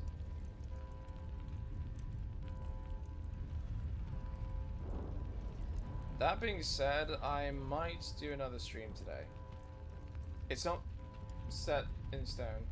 You know, I might end up changing my mind, either due to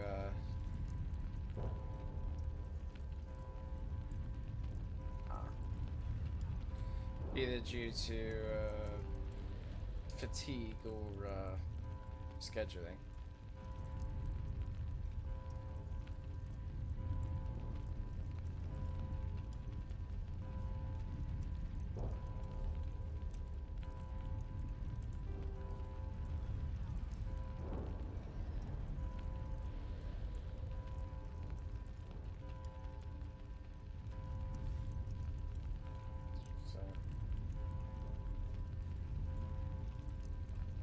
And maybe some other factors as well. Sorry, I was just throwing something away.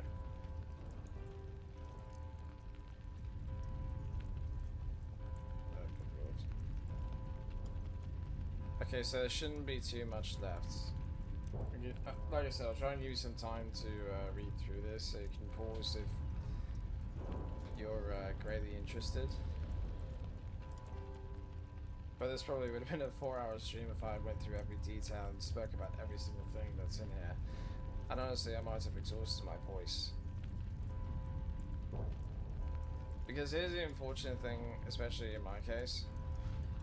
The only reason you have no issue understanding what I'm saying, and well, I mean relatively, I have no issue understanding what I'm saying, like you can hear me, is because the microphone is actually not that far away from me. Because I physically have an issue with being loud. Yeah, I don't think it's asthma or anything. I just really struggle with the ability to raise my voice. And I don't know what it is, because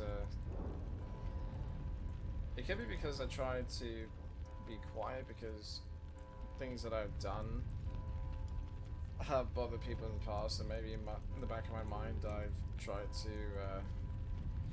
really tone it down, and maybe I've done so to an extent that was a bit unnecessary. But I struggle to shout. Like, it takes a lot of lung power to shout, and I don't really have that good of lungs.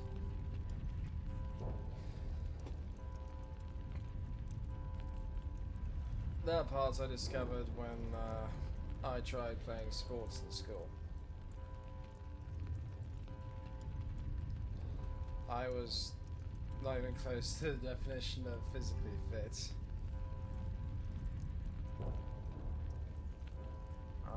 So of course, well, actually I shouldn't be surprised. It's an acronym. It makes sense to capitalize and they're listening to you.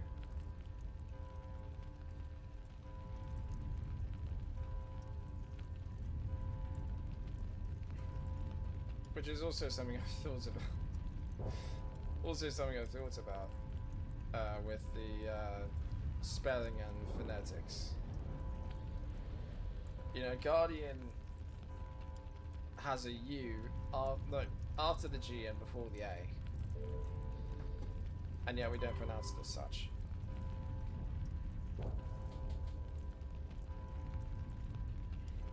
In fact, there's lots of things that we pronounce differently than how they look. Which in some cases I get it, because the words that we tend to pronounce differently than how they appear, they tend to be words from other countries in other languages, and those languages have different pronunciations.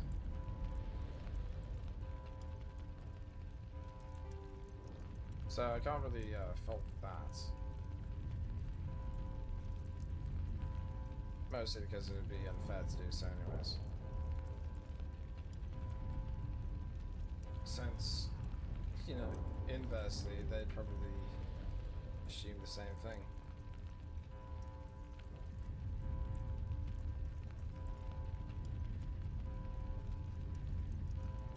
Okay. Almost done.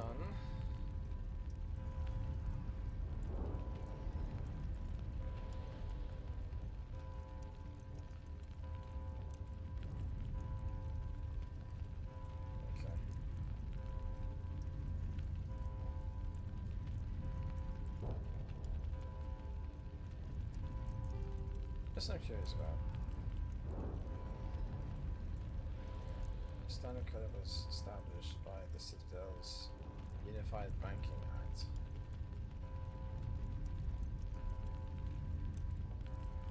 Yep. That's kind of a funny thing to think about as well, because nowadays most of the money is, well, much of the money is electronic. In fact, here in the United States, they actually stopped manufacturing the penny a couple of years back.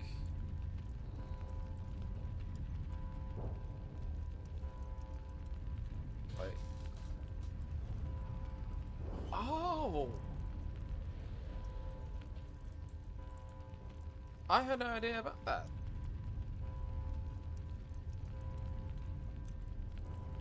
I'm surprised because I remember when the Lancer is featured in the later games, it actually has the M7 prefix. M7, by the way. M like Mike. Okay, so that's all the codex entries. So now we just have to exit the game.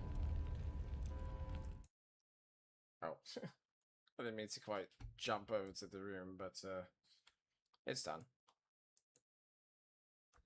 Now, like I said, my intention is to hopefully, fingers crossed, get started on in the next game as soon as possible. And by as soon as possible, I mean like today. So if that doesn't happen, I do tremendously apologize. Yeah. That being said, thanks so much for watching. I do hope you appreciated this video. You can like, you can comment, you can share. So if you want, you can subscribe to my channel or search my channel to find more videos like this. And I'll get back to you more gameplays, vlogs, songs, things like that. If you have any questions, comment below. If you have any suggestions for videos, you can find me on Twitter, Instagram, and Discord, FoxGamer39618. And yeah, anyways, that's all I got. So thanks so much. This is Jasper Fox signing out. Cheers and stay foxy.